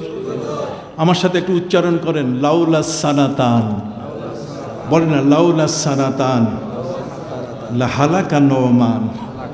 যদি 2 বছর না হতো লাহালাকা নোমান, নোমান ইবনে সাবিত, আমি ইমাম আবু হানিফা ধ্বংস হয়ে যেতাম। আমি 2 বছর যদি আমি না পেতাম আমার জীবনে, ইমাম আবু হানিফা রহমতুল্লাহ আলাইহির জীবনের 2টা বছরকে নিয়ে তিনি বলছেন যদি আমি না পেতাম আমার সমস্ত জ্ঞান ভাণ্ডার ধ্বংস হয়ে যেত, এগুলো পচে যেত, এগুলো নষ্ট হয়ে যেত। কয় 2 বছরটা কি? কয় 2 বছর আমি 2 জন আল্লাহর অলির কাছে, আল্লাহর মহান অলির দরবারে ছিলাম। এই 2 জন অলির মধ্যে একজন হলেন হযরতে জাফর সাদেক, আরেকজন অলি হলেন ইমাম বাকের। ইমাম বাকের হলেন বাবা আর জাফর সাদেক হলেন ছেলে। এই বাপ ছেলে 2 জনের খেদমতে আমি ছিলাম কত বছর? 2 বছর। জোরে বলেন কয় বছর? এই 2 বছর থাকার কারণে 4,000 ওস্তাদের জ্ঞান, এটা রিফাইনারিতে নোনা পানি যদি রিফাইনারিতে দেওয়া হয় তাহলে মিষ্টি পানি বাইর হয়, কতক্ষণ না? রিফাইনারিতে যদি আপনি নোনা পানি দেন তাহলে সেটা কি হবে? মিষ্টি পানি, কি খাওয়ার পানি বাইর হবে। ইমাম আবু হানিফা রহমতুল্লাহ বলছেন যে 2 বছরে আমি এই মহান 2 জন অলির দরবারে থাকার কারণে আমার 4,000 ওস্তাদের থেকে সংগৃহীত জ্ঞান ভাণ্ডার সবগুলো পরিশীলিত, একে পরিষ্কার সাফ হয়ে গেছে, যে কারণে ইমাম আবু হানিফা কোনোদিন নবীর সাথে বেয়াদবি করেন নাই। আর আমরা বিশ্ববিদ্যালয়ের জ্ঞান এটাকে ধারণ করে নবীকে বলি 6 প্যাক, কথা বল না, এই নবীকে এই বলি ওই বলি, কথা কন না। নবী 40 বছর আগে কোনো নবী ছিলেন না, তিনি রসুল ছিলেন না, বলে কি না? এইটা এক ঝামেলা আছে। আরেক ঝামেলা হলো যে সূরা ফাতিহার পরে সূরা ফাতিহা না পড়লে মুসল্লির নামাজ নাই। আমিন এত জোরে পড়ে যে মসজিদ কাঁপাকাঁপি শুরু করে, কথা কন না। এই যে জিনিসগুলো, রওজা মোবারক জিয়ারত করতে যাওয়া যাবে না, ওখানে গেলে নাকি শিরক হবে, মানে এত বেশি কঠিন কঠিন কথা, যে কথাগুলো আমরা সহজে কোরআন হাদিসের আলোকে আগের থেকে যে জিনিসগুলো তৈরি হয়ে এসছে সেগুলোকে তারা উল্টাই দিচ্ছে। আমরা উল্টায় যাব না, আমরা উল্টায় যাব। 3 ধরনের নামাজ আছে। নামাজ কয় ধরনের? একটা হচ্ছে আপনি একাকী নামাজ পড়তেছেন, ভাই আপনি মসজিদে গেলেন না, আপনার যাওয়া উচিত মসজিদে, আপনি মসজিদে যাবেন। নবী করিম সাল্লাল্লাহু আলাইহি ওয়াসাল্লামের একজন অন্ধ সাহাবী বলছেন, হুজুর আপনি মসজিদে যাওয়ার এত বেশি সওয়াবের কথা বললেন, আমি তো অন্ধ মানুষ, আমার বাড়ি মসজিদ থেকে 5-7টা বিল্ডিং পরে, কিন্তু আমাকে নিয়ে আসবে কি এমন কেউ নাই। আমি তো নবী এখন কি করব, মসজিদেই পড়ে থাকবো। নবী করিম সাল্লাল্লাহু আলাইহি ওয়াসাল্লাম সাহাবীদের বললেন, যাও লম্বা রশি কিনে নিয়ে আসো। জলবেন সুবহানাল্লাহ। লম্বা রশি কিনে নবীর সামনে আনা হলো। প্রিয় নবী সাল্লাল্লাহু আলাইহি ওয়াসাল্লাম তিনি সাহাবীদের বললেন, তোমরা রশির একটা মাথা মসজিদের দরজার সাথে বেঁধে দাও, আরেকটা মাথা ওই অন্ধ ব্যক্তির দরজার সাথে বেঁধে দাও। টেনে দেওয়া হলো। নবী করিম সাল্লাল্লাহু আলাইহি ওয়াসাল্লাম সে অন্ধ ব্যক্তিকে বললেন, নামাজের সময় যখন হবে তখন কি করবা, রশি ধরে ধরে মসজিদে আসবা, আবার নামাজ শেষ রশি ধরে ধরে কি বাড়িতে যাবা। আপনি কি বুঝতে পারছেন মসজিদে নামাজ পড়ার ফজিলত? সম্মানিত, শুধু কোনো কারণে যদি আপনার একাকী নামাজ পড়তে হয়, আপনি একজন, তাহলে আপনি একাই ইমাম, আপনি একাই মুক্তাদি। আমার কথা বুঝছেন কিনা? আপনি কি বুঝতে পারছেন? আপনি যদি কোনো জায়গায় একাকী আপনার ঘরে যদি নামাজ পড়েন, অথবা আপনি স্টিমারে নামাজ পড়েন, অথবা আপনি ঢাকার অথবা সিলেটের কোনো বোর্ডিংয়ে, সেখানে একটা রুমের মধ্যে আপনি একা আছেন, সেখানে আপনি নামাজ পড়তেছেন, তাহলে আপনি একাই ইমাম, একাই কি মুক্তাদি। তো একাই ইমাম একাই মুক্তাদি হলে আপনাকে সূরা ফাতিহা পড়তেই হবে। কি বলেন, ঠিক কিনা? সম্মানিত, শুধু যদি আপনি কোনো মসজিদে যান, মসজিদে গেলে তখন তো একজন ইমাম আছে, কথা কন, আপনি তার পিছনে নামাজ পড়তেছেন, তখন আপনি মুক্তাদি, তখন আর আপনি ইমাম না। তো ইমাম যখন আপনি নন, আপনি মুক্তাদি। তো মুক্তাদি হলে নবীজি বলছেন, মান কানা লাহু ইমাম ফাকিরাতুল ইমামি কিরাতুল লাহুম। যার ইমাম আছে, ইমামের কেরাতেই মুসল্লিদের জন্য কি যথেষ্ট। এখন তো এটা ওরা মানতে চায় না। আরে মানতে চায় না মানে, ইমাম আবু হানিফার সাথে এই নিয়ে দ্বন্দ্ব, পুরা দ্বন্দ্ব। ইমাম আবু হানিফা বলছেন ঠিক আছে, এই নিয়ে বহস হবে, চ্যালেঞ্জ হবে। বহস করতে যাই ইমাম আবু হানিফা বললেন, ঠিক আছে, বেলা 10টার সময় বহস হবে নদীর ওপারে। উনি বলছেন আমি 10টায় পৌঁছবো, কিন্তু উনি 10টায় পৌঁছতে পারেন নাই, উনি পৌঁছছেন 12টায়। মজলিস ভেঙে যাওয়ার পালা, সমস্ত লোক শুধু রাগে কাঁপতেছে যে ইমাম আবু হানিফা সময় নষ্ট করলেন। উনি আসার কথা 10টায়, আসলেন কয়টায়? 12টায়। উনি যখন মজলিসে পৌঁছলেন, সমস্ত মানুষ শুধু তাকে নিয়ে কথা বলছে যে আপনি লেট করলেন কেন, অমুক তমুক। ইমাম আবু হানিফা বলছেন যে এত মানুষ কথা বললে আমি কি শুনবো, আমি কার প্রশ্নের উত্তর দিব, আপনারা একজন কথা বলেন। তো সবাই মিলে বললো যে ঠিক আছে, সবাই চুপ থাকেন, একজন কথা বলেন। তো ইমাম আবু হানিফাকে জিজ্ঞেস করছে যে আপনি লেট করলেন কেন? উনি বলছেন যে কারণে বহস, ওইটা তো ফয়সালা আপনি করে দিয়েছেন, কথা বলবে একজন আর সব চুপ করে থাকবে। কাজে ইমাম উনি একা কেরাত পড়বে, বাকি মুক্তাদি কি চুপ করে থাকবে। সুবহানাল্লাহ। মানে সবাই কি বুঝতে পারছেন? হাত উঠান দেখেই বুঝতে পারছেন কি নারায়ণগঞ্জের মানুষ। সম্মানিত সুধী বন্ধুরা আমার, কি চমৎকার! কখনো কখনো বোকাগুলোকে যুক্তি দিয়ে কি করতে হয়, বুঝাইতে হয়। কথা বুঝতে পারছেন? না হলে সহজে বুঝতে চায় না। অতএব আমি আপনাদের খেদমতে বলতে চাই, নবী করিম সাল্লাল্লাহু আলাইহি ওয়াসাল্লামের যুগে হযরত আবু বকর সিদ্দিক, ওমরে ফারুক, উসমান যুন্নুরাইন, আলী কাররামাল্লাহু ওয়াজহা সবাই নামাজ পড়ছেন, কিন্তু কেউ জোরে আমিন বলেন না।